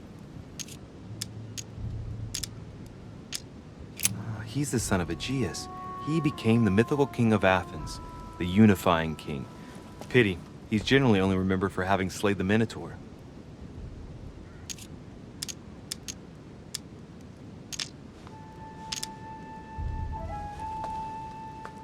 I seem to recall he took the decision to confront the Minotaur. He killed the beast, but if it weren't for Ariadne's help, he would have been trapped in that labyrinth forever. In short, yet another hero who wasn't the sharpest knife in the drawer. Okay, I'm probably being a bit harsh. I mean, we do owe him the foundations of Athens. In other words, the Republic. Render therefore unto Caesar what is Caesar's. I wonder if Mother managed to solve this enigma.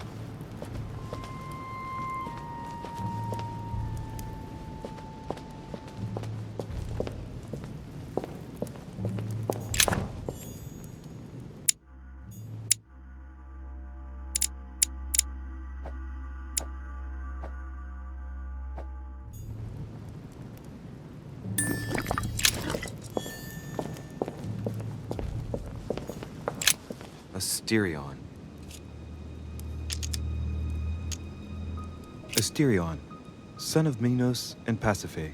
Asterion, who had such a sad fate and who the legend portrays as the horrible Minotaur. Let's go.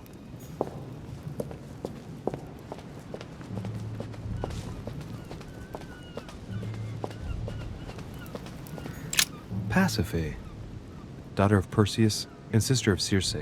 She married Minos and became the queen of Crete.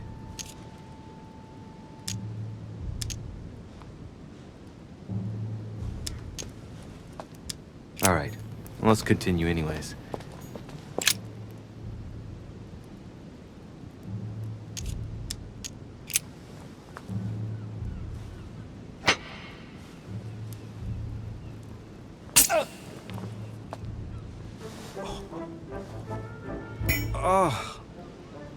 What's wrong?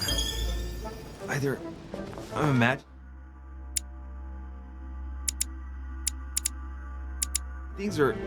My hand was pricked. It had poison on it. My head. I feel hot.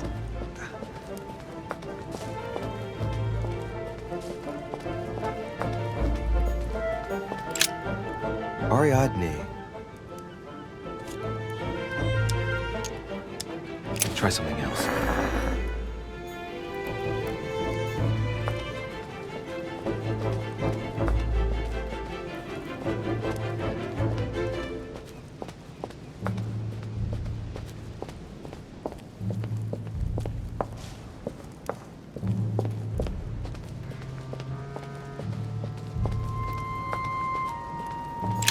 Theseus. I wonder if Mother managed to solve this enigma. Asterion.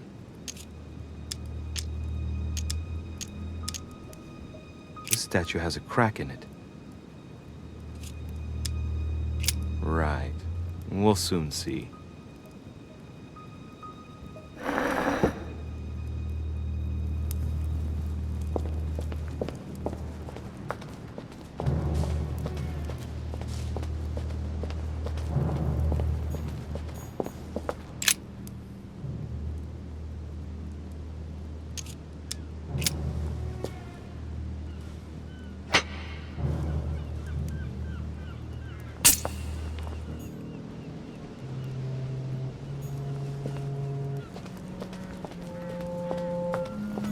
Pasiphae, daughter of Perseus and sister of Circe.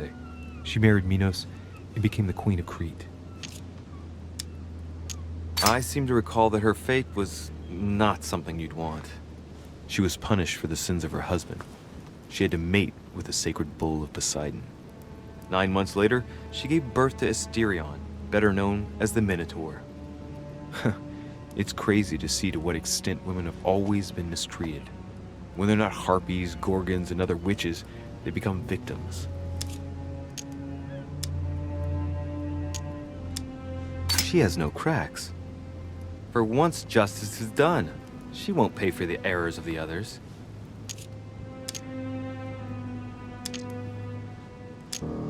All right, let's continue anyways.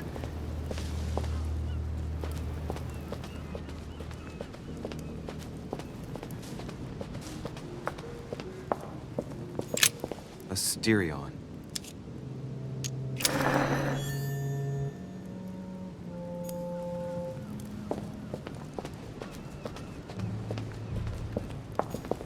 Minos.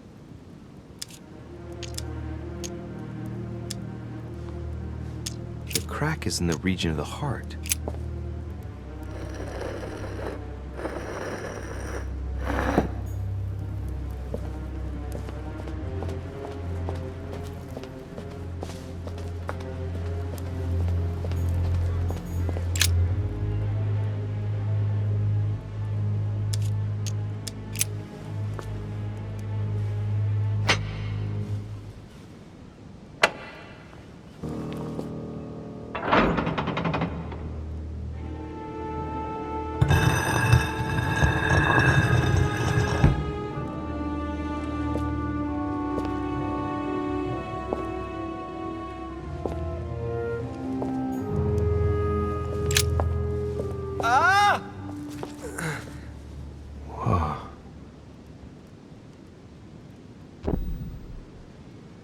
Again?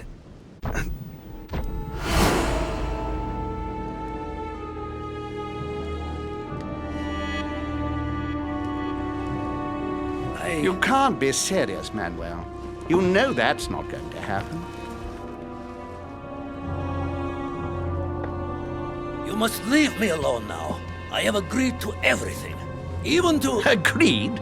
I wasn't aware you had a choice. What's going on here? What now? What else must I do to win back my freedom? Obey me. Now get out!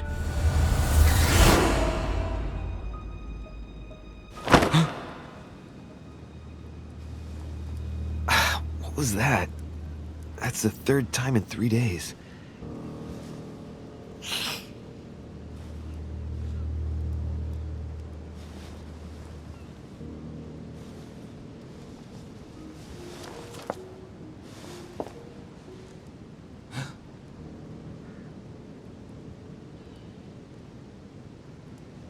Let's see if you're in there, Mother.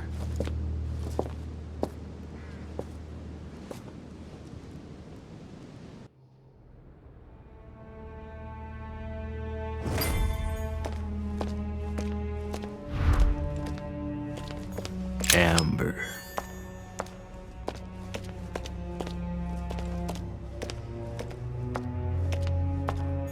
Bandages? Someone's been patching themselves up. Looks like my mother took advantage of being in hiding to change her bandages, huh? This is silk. She must have used her own clothes. There are patches where the blood isn't totally clotted. That's a good sign, right? She changed them recently, which proves she's still looking after herself and still believes in her chances. Well, I'd love to tell her to keep hanging in there. These bandages are pretty basic. She'll be lucky if she doesn't get an infection.